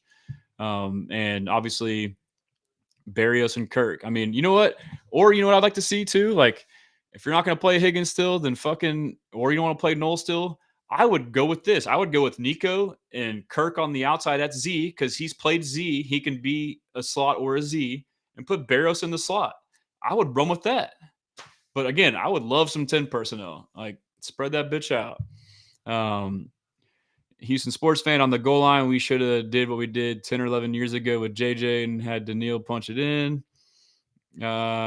And then let's see, I'm trying to get through some of these. Jesse Vargas, issues to me is still a young team, little experience with the new offense, and a rookie play caller is still building a scheme. Too many variables that need some time to harmonize. Yeah, I agree. It's just tough for us. Even with that, could be 2-0, could be 1-1. Yeah, I mean, that is the logical words right there. I agree. And it's just tough because, that was really me last week, and I'm still kind of there, but I'm kind of venting now. This is a side of me I don't see too often. But given what we saw last year, and you're seeing the same shit, that's what makes it frustrating offensively. And yeah, I mean, we come in here and think this guy is gonna fix it like that, and in week 1 too, the O-line I thought did better than what people thought. And the one thing that I liked the most was I think there was no unblocked pressures. So all the mental shit that we saw last year of just fucking not blocking a guy because I thought you had him. Like, what? No, that's you, dude. That shit didn't happen, but we saw it happen against the Bucks. A lot of it was from the running backs, but and so that is reassuring. But yeah, you can't, like, for me, you can't just have those. If you fucking eliminate that, okay, now we can live with getting beat physically here and there, and then now you can make personnel decisions based off of that.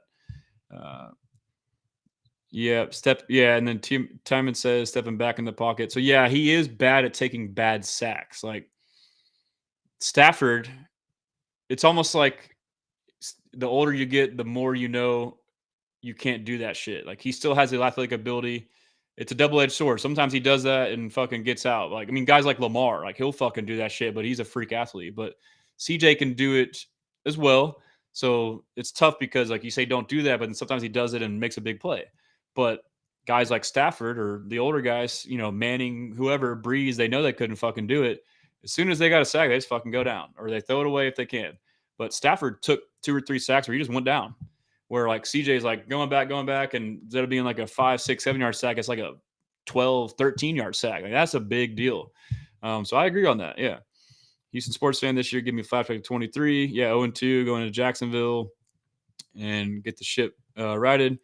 Timon says, step up when you see pressure, try and beat the man maybe, or throw it out of bounds. Man, I'm way behind on the comments. I'm going to go all the way down and work backwards. Jay Pert, we got the wrong coordinator. I wanted Nixon from Syracuse. Yeah, I wouldn't have minded him either. I'm not out on Kaylee.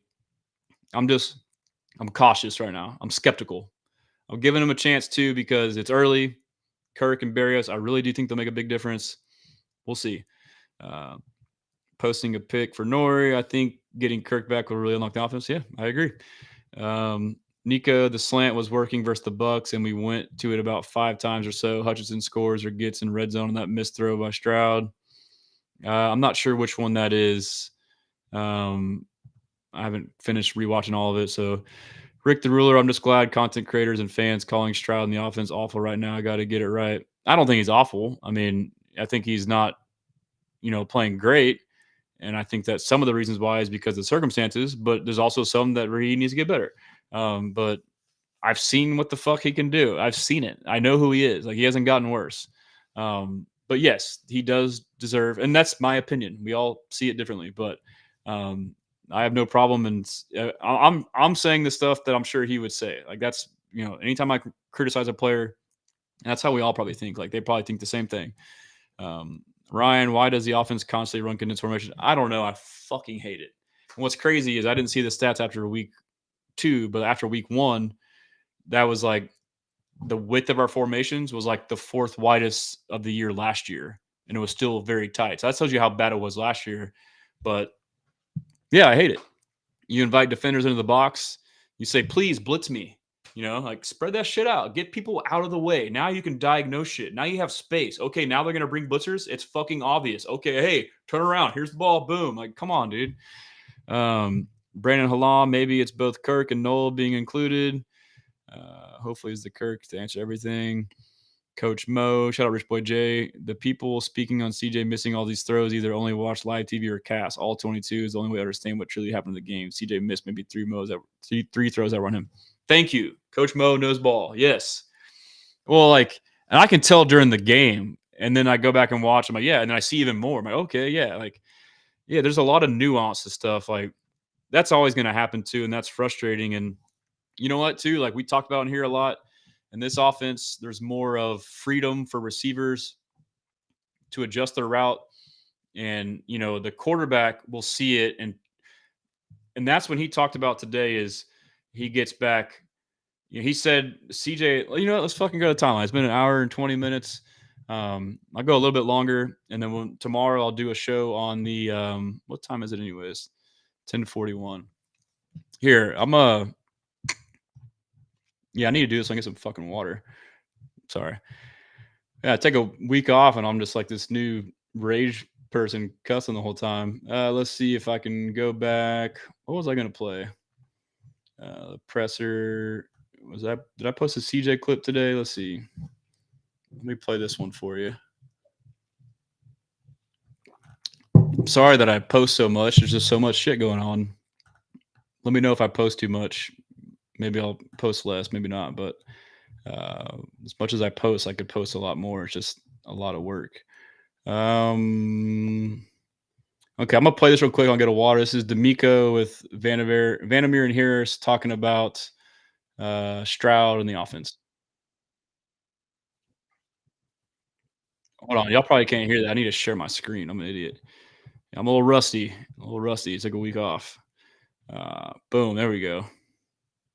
Leading it, how you thought CJ has progressed through his first couple of weeks, learning this new offense and kind of leading it. What have you thought about CJ? Yeah, CJ's doing a good job. But like CJ with all of us, we got all room for improvement, right? CJ got to pick it up. Everybody else around him has to pick it up, right? If we expect more, we got to do more and just go and do what we've been coached to do and do it the right way. Do it with that, and everybody do it with a great attitude, man.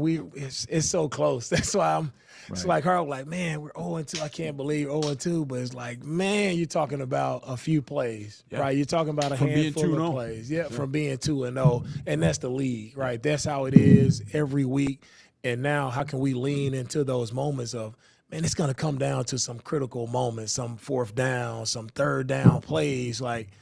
Are you relishing those moments? Are you excited to be in those moments? Like, coach, I'll make that play. Like, we just got to make those plays. We've been in position there a few times. We just got to find a way to make those plays. All right, so Jackson.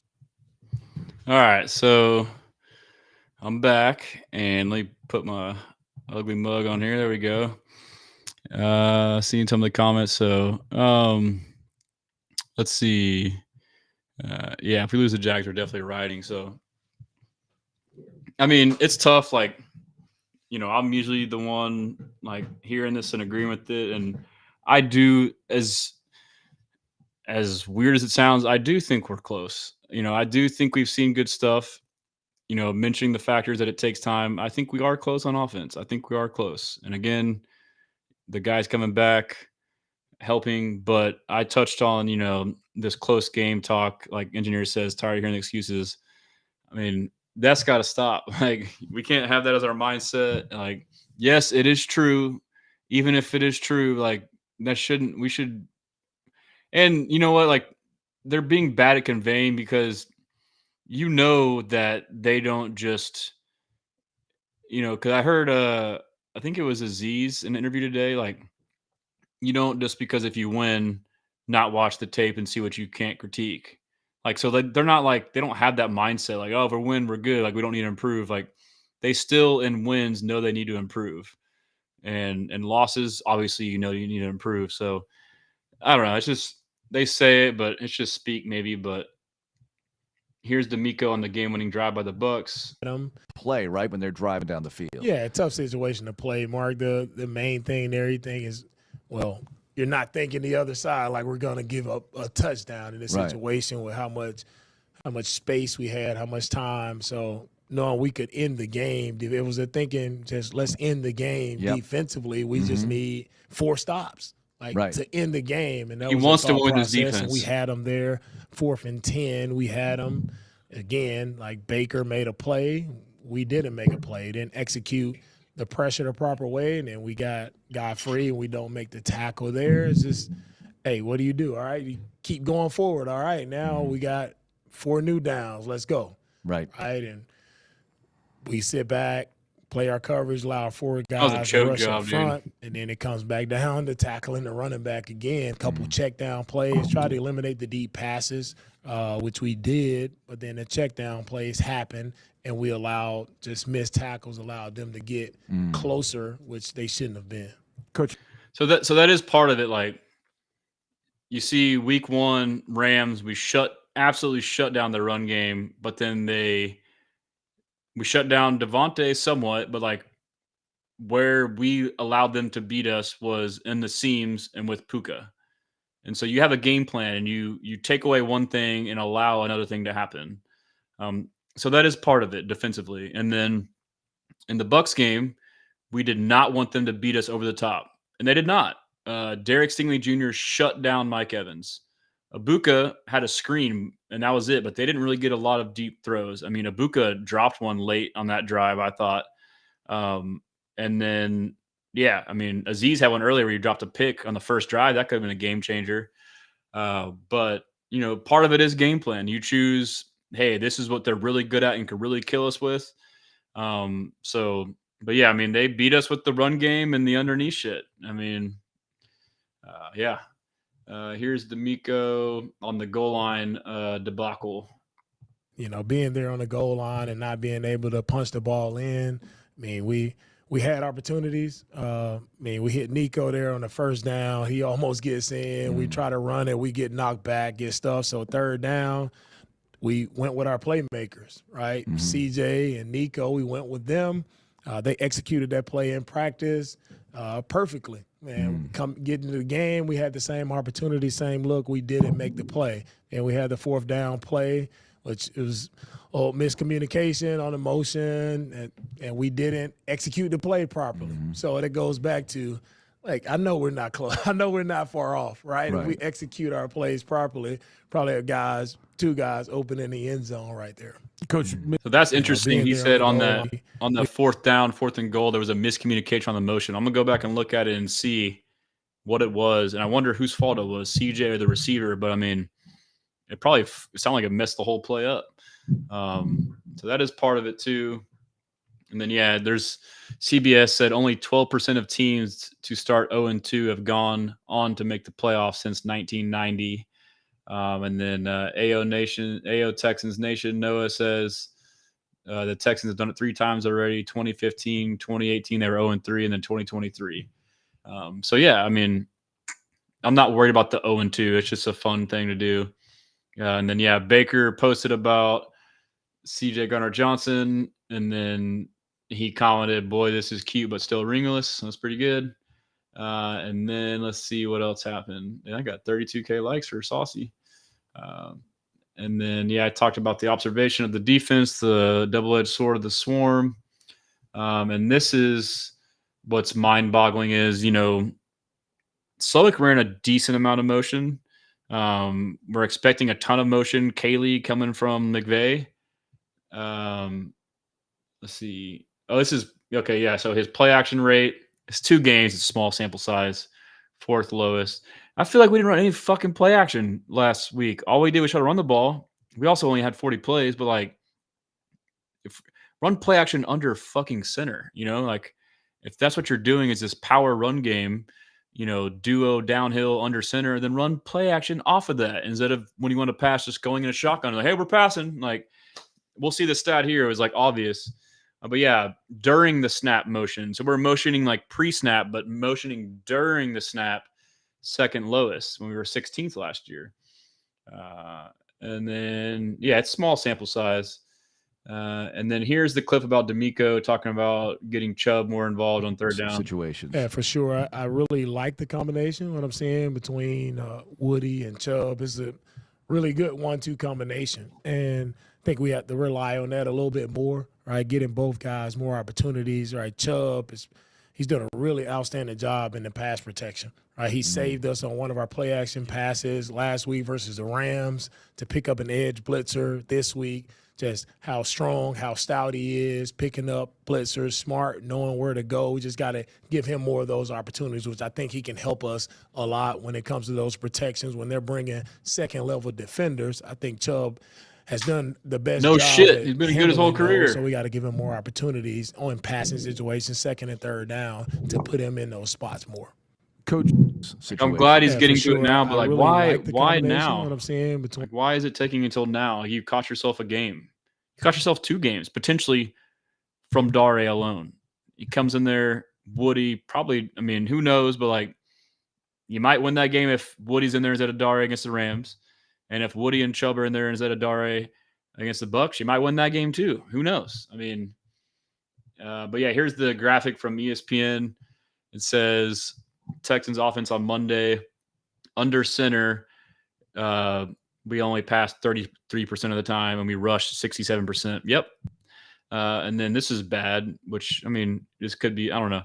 Shotgun, we passed it 80% of the time and 17% under for rushing. So, I mean, obvious tells there. Let's see here. Kind of go down a little bit. And, yeah, that's the play. I mean, so I'm going to mute this so I don't get messed up on YouTube. But, yeah, you run a double move on the one. But there's no fucking room, dude. There's no room. Here, I'm going to play it slower. This is driving me crazy. He's faking a 1 yard out and up. A 1 yard out and up. Have you ever even heard of that? Like, oh, I'm going to run a 1 yard out. And like the guy he bites, but I mean, and here's the ball. Look, hits him in the hand.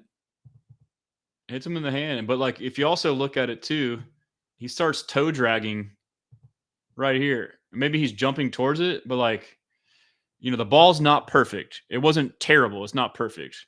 But, because of the timing and spacing, having no room, and same for Nico, like, he doesn't quite come running out of it. He doesn't come running out of this because he has no room. He's not sprinting out of this. Watch.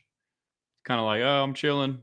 And then leaps, but like, yeah, it's just, it could be a better ball. Yes, but I think it's being overblown. I just fucking hate the call. That's all I'm trying to say. Let's see. Yeah, this is crazy about Baker. Baker's underrated, bro. Baker Mayfield has the most passing touchdowns in the entire NFL since joining the Bucs. He also has the most passing touchdowns in the fourth quarter since joining the Bucs. He has 12 fourth quarter comebacks in his career. He's underrated, dude. He's a dog. But yeah, they ran a bunch of the Rams ran a bunch of cover 3 against us, and so did the Bucs. And we'll probably see more from the Jags. Let's see what else we got. Will Anderson Jr. had 10 pressures via Next Gen Stats, which is the most of any player in a single game this season.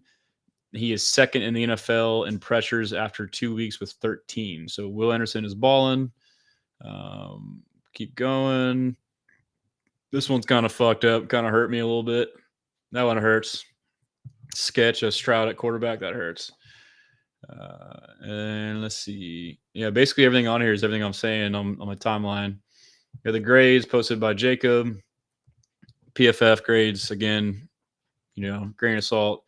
But Ed Ingram, Nico, Schultz. Ed Ingram and Nico, 83, 79. Schultz, 73. Jakob Johnson, 70. Hutch, 69. Nice. Titus, 67. Ursery, 66. Chubb, 65. They had Stroud at 51. Dari at 33. Defense, Hunter, 90. And then a Z, 74. Derek Barnett, 72. Jalen Smith. So Petrie got hurt during the game, and he came out. Jalen Smith played cornerback 2, and I believe Kamari played some nickel. They also went into some 4-3. They also went into some 5-2. And so I think that gave them some fits. It kind of forced us into mixing up looks, which was kind of cool. They had Christian Harris at a 45.8. I haven't finished the whole film, but like from what I saw in the game, he seemed to provide some juice and some flash. He looked pretty good. So Henry T, someone asked about it earlier, he graded at a 60. He struggled, man. I mean, his tackling was horrendous. There was a big pass play on the Bucks' first drive that he's in coverage and Kamari's also there. He kind of like gets in the way, and then the receiver undercuts him, Ibuka, and comes back to the ball and like kind of messes the whole thing up and lets the pass happen. But he was covering the guy for way too long because Baker scrambled. But the tackling and coverage wasn't great. Obviously, the big play on 4th and 10. I still think he's a great player. I think it's just a bad game, but maybe some more rotation. Maybe Christian Harris in there more. Maybe EJ Speed in there more. But Christian Harris, I did see like his energy when he came in. I think, Kalen Bullock had a 29.9 grade. I think he had a bad game from what I saw, observational surface level, and from what I've watched on film. The final play of the game, the tight end motions across to kick out and end, and he's in Bullock's and man, and just instead of like staying tight with him to where now he can make a play on the run, he just kind of like loosely. It seemed like kind of like just some lackadaisical stuff. And then there was the touchdown they threw, the first one to Miller. I believe it was cover 2, and I don't know if it was CD or Kalen's fault, but CD, there were plays too where CD seemed to be over aggressive from his post or covered spot. And 2, it was probably mostly cover 2 or 4, but he'd be a too high safety and he would come down and rob this, and then stuff would come over the top. We had a couple where they came over the top because he would come down. Just things I observed. I could be wrong. That's what I thought I saw. But again, defense is still like, we're nitpicking. Offense should be fucking picking it up. So I mean, like I said, 2 of 9 third down, and that was a big story. And so that's what killed me is, as the game goes on and you realize you're not fucking staying on the field, you're not converting third downs. Should you dial up on when you finally get a 3rd and manageable 3rd and 2? Should you dial up a play for a deep shot, or should you get the fucking first down? So that's where I blame Kaylee too, is like situational awareness. Like, hey, our defense is dog fucking tired because we can't get a first down. Let's get a play designed for my young quarterback that will get us a first down. Let's not take a shot. And we were good when we kind of had methodical drives. We don't need to take a shot. We aren't in that position in that game. If it's a different kind of game, then yes. But like, that's what killed me. Like they would dial up these calls, and you had Dari in the game on 3rd and 2. That was tough for me. And then just kind of scrolling through here, seeing what else we can see. There's probably some more. Here's CJ after the game. This is like as downtrodden as I've seen him.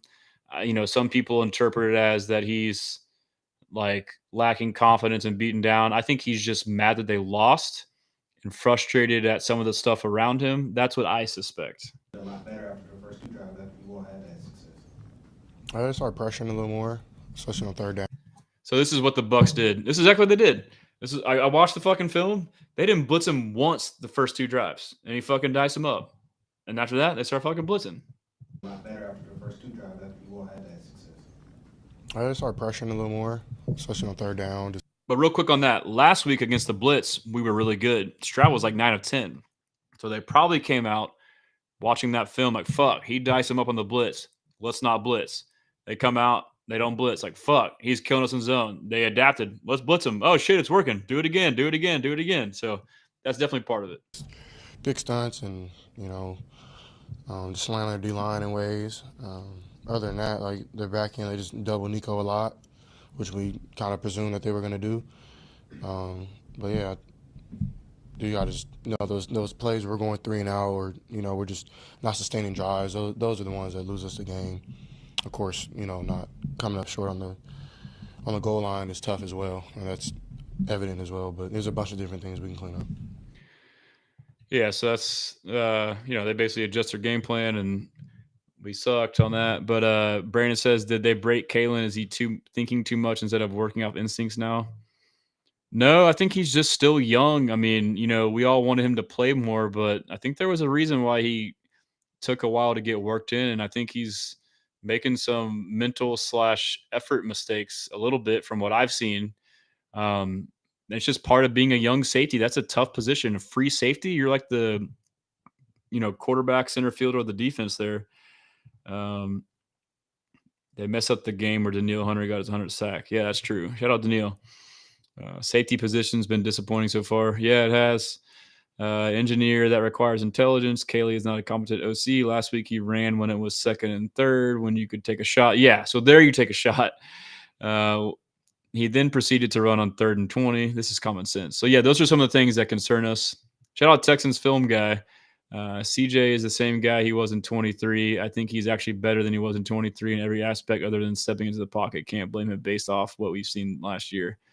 Film will never lie. Facts. Thank you. I've watched the film, most of it, and I've watched the game and observed it, and I watched last week, and I agree, dude. I mean, I know you can look at box scores and see things roughly, in the moment, but like when you dive into it and look at like the nuance and the detail, and that's when you hear them saying these things and we laugh. I'm like, oh yeah, right. You're like when CJ said today that he saw the field well. I agree, and people fucking laughed at it. But yeah, I agree. But yeah, here's CJ versus the Buccaneers was 13 of 24, 207 yards, 1 touchdown, no INTs. I don't pay too much about QBR and EPA and all that shit. But yeah, here's Woody pass blocking. Here's the play I was talking about. So he gets knocked back by his left guard or left tackle getting bull rushed when he cuts back in to block a guy. On 1 foot, dives and takes out a backer. I mean, come on, dude. Like, how do you see that and be like, nah, we'll put Dare in? And here's the play on Dare. Stroud. He just gets beat. Defensive back just absolutely trucks him. Yeah, I feel bad for him, man. Yeah, we've all seen it. We don't need to watch it again. This meme's kind of fucked up, but kind of funny. It's the Scooby-Doo meme. DeMeco Ryans taking the mask off Nick Caley and it's Bobby Slowick. Please don't be true. That's got me stressing. Here was DeMeco after the game talking about climbing out of an O2 hole. How do you, in this situation, finally dig yourself out of this hole? Yeah, it's no hole. It's we lost the game, right? We lost 2 games we should have won, but to win games, you got to play better. You got to coach better. So it starts with me. I got to coach better. We got to play better. We got to execute better. You got to go win games. You're not just going to be giving games, right? So we got to find a way to make those plays. Yes, I mean, I know we hate to hear it, but, I mean, you want your coach to say these things. You don't want him, whether he believes it or not, to, like, be down and be like, yeah, fuck. We're like, you want him to be positive, upbeat. I mean, they know there's a sense of urgency. But, at the same time, like we've talked about, it's just tough. I mean, we're stressing, but we're not stressing too much. 0-2, could have won both games, good team. So, I mean, yeah, keep the optimism. We're close. You know, and he did say something about, shout out Jack. I met Jack at the game walking out. He's a unemployed FC. Good guy.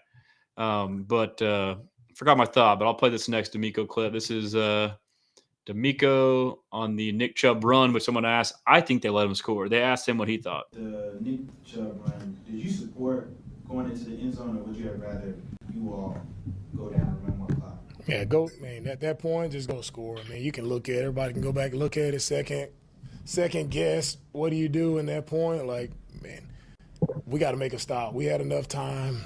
Everything. We had enough time to win the game. That wasn't the issue. Thank you, Coach. You can split hairs. I mean, I personally think that he fucked up and they should have ran clock out. But I mean, if you're leaning on your defense, then wouldn't you want your defense to win the game with the opposing offense having less time, where time is now a factor?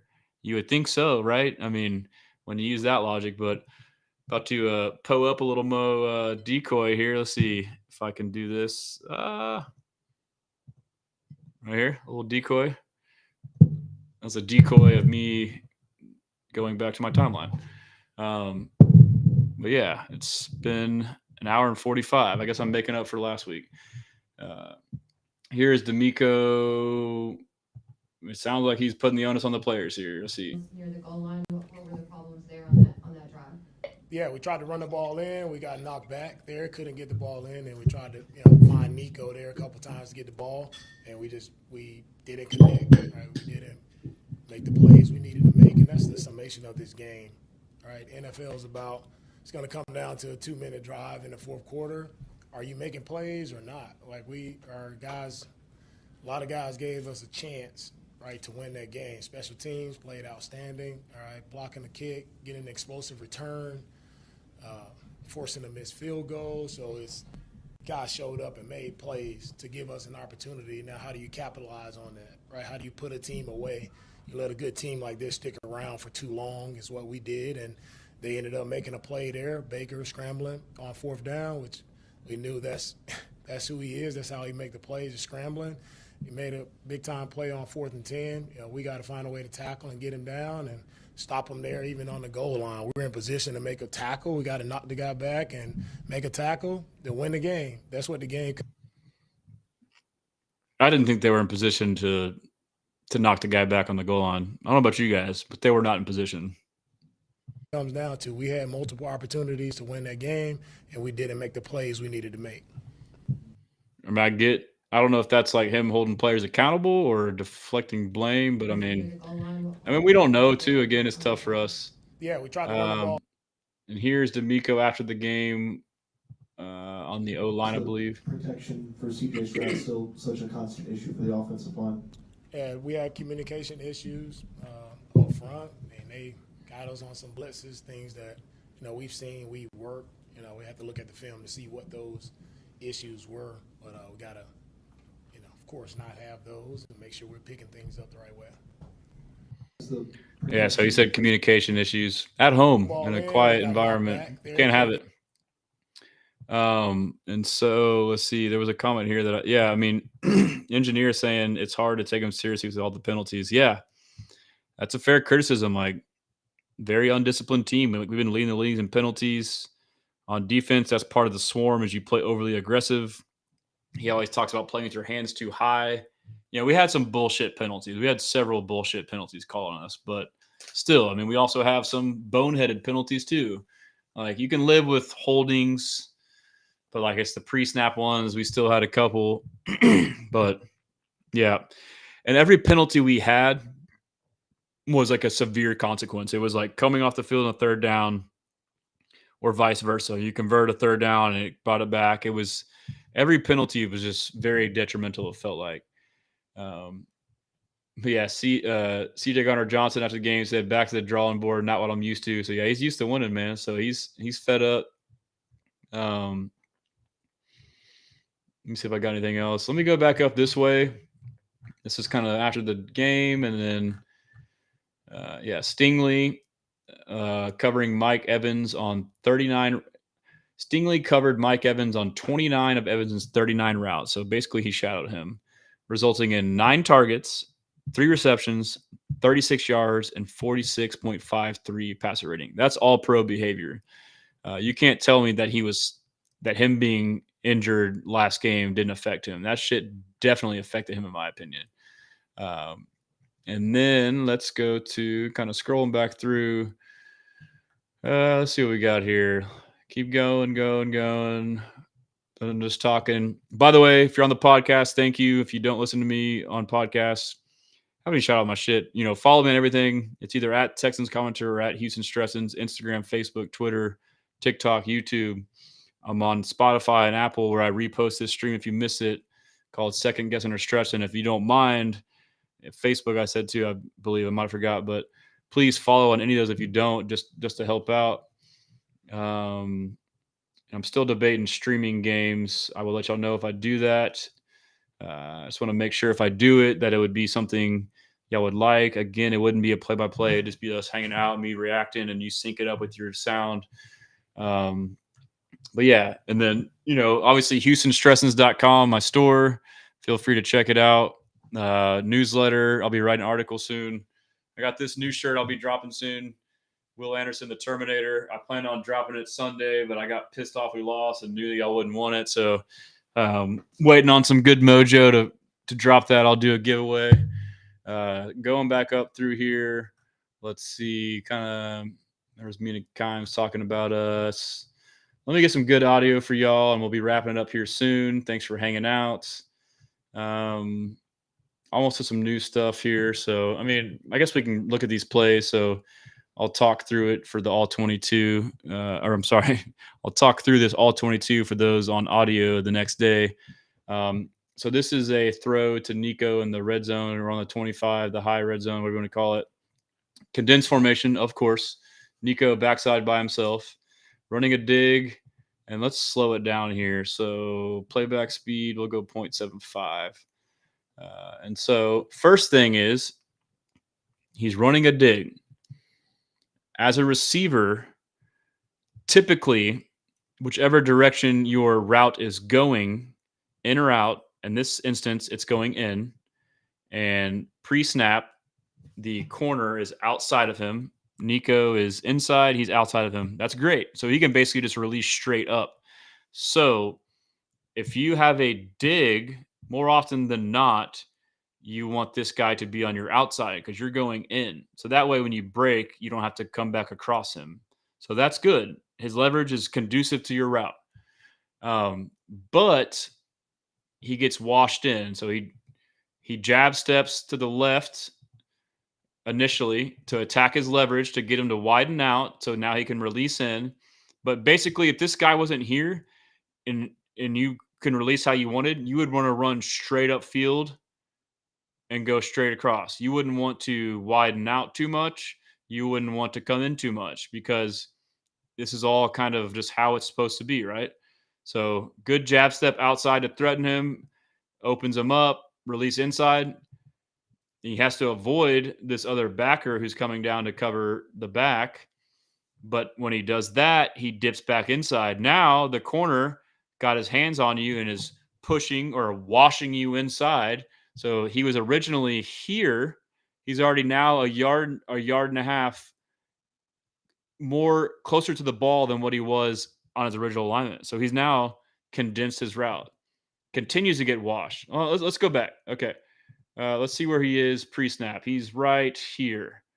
I don't know how we can put like a mark on that. I wish I could get some film shit to. Yeah. Oh, God. Oh, God. All right. Okay.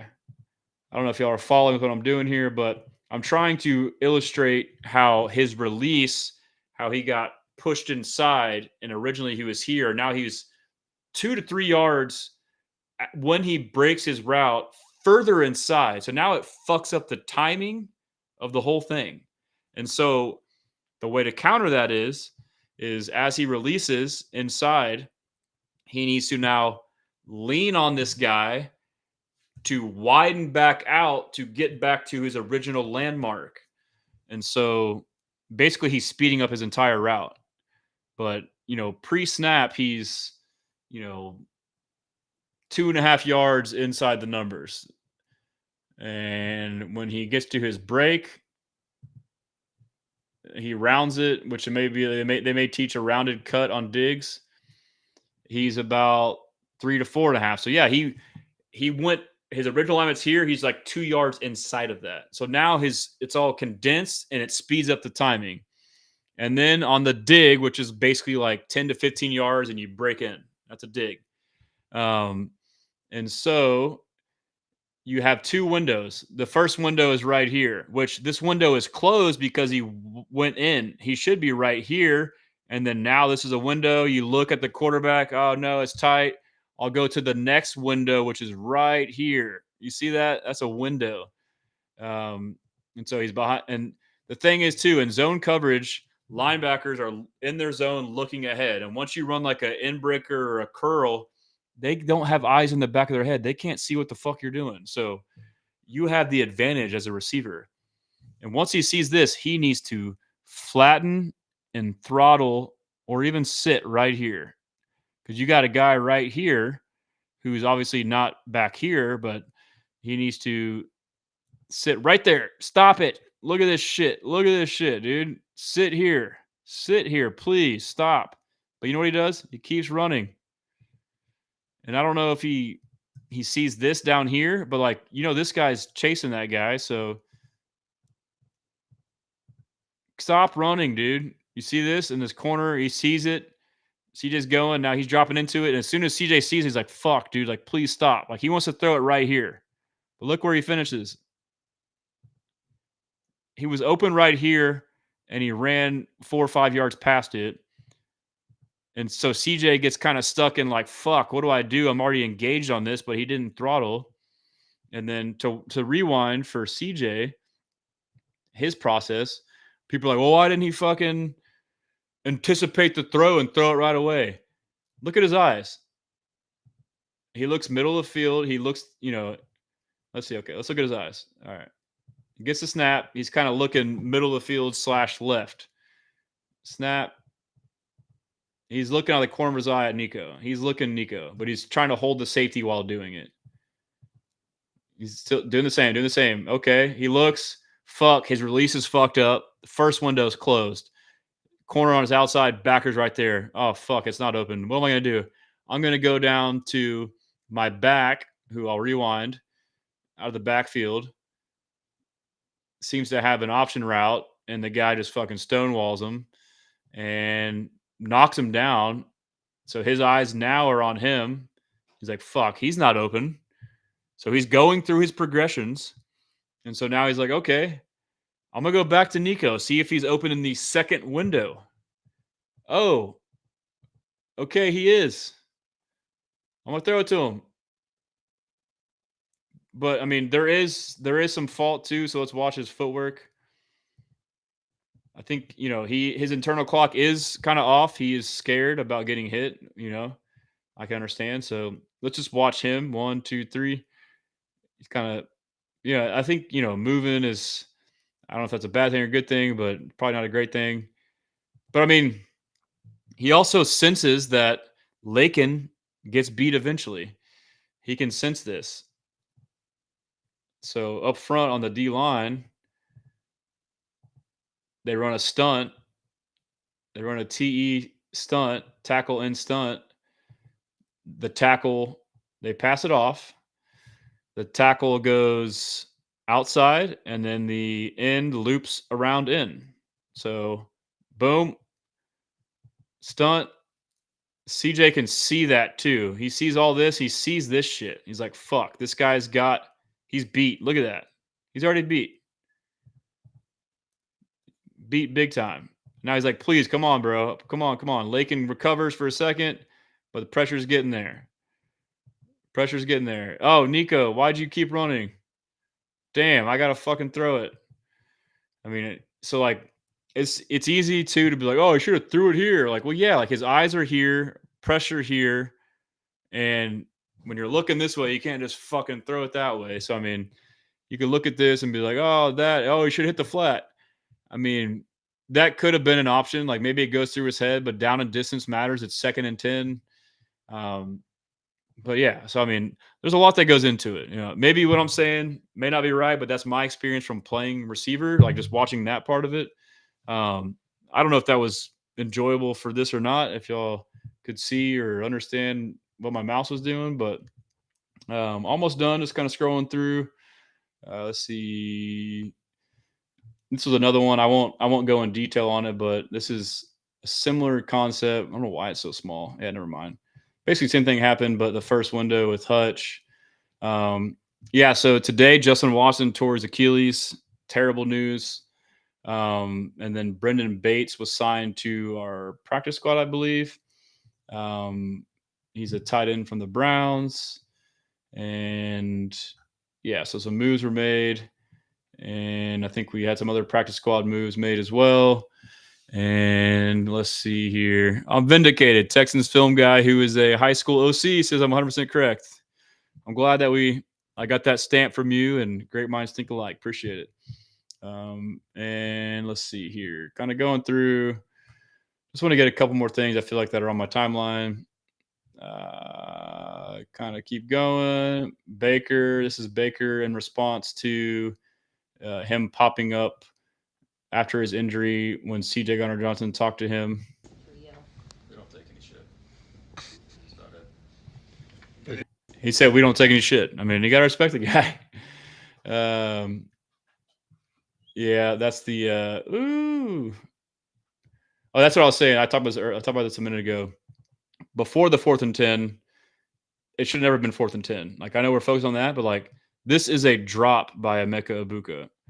First off, Swarm, Will overzealous, goes way too far inside, loses contain, going for the big play, the sack. He pushes the guy back, realizes it too late. Baker breaks the pocket on the run, throws a pretty good ball, but probably leads him too far upfield. You probably should throw it a little underthrow and softer back downhill. But we'll see on the end zone copy. It looked like in the moment, like, was that a PBU or a drop? To me, it's a drop. This is a drop. Let's see here. So, Will loses contain.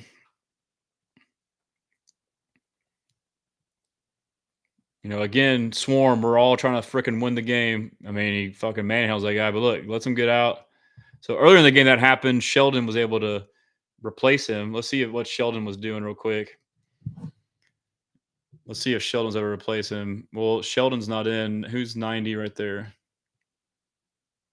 He's also trying to get to the quarterback. They're also gassed. Look at this. Look at that. Ball's right here. Over the shoulder. Drop. I mean, he gets hit, but like, he didn't hit the ball. Like, Emeka can catch that. But again, Baker's got an arm. Look at that ball. I mean, that's pretty good. Look at the ball's right there and his hands are right there. But Baker should have threw it down this way, took some heat off of it, and let him come back to it.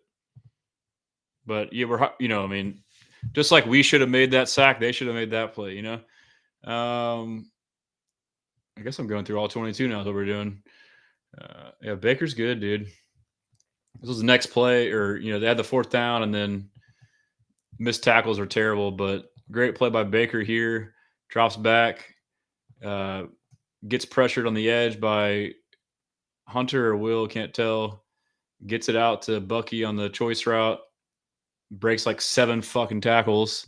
That's where you fucked up. Like DeMeco said, like in that situation, they're playing prevent, trying to keep the big play away, and they dink and dunk and you just can't tackle. So shout out Texans film guy. Here's his review right here. It's pretty good stuff.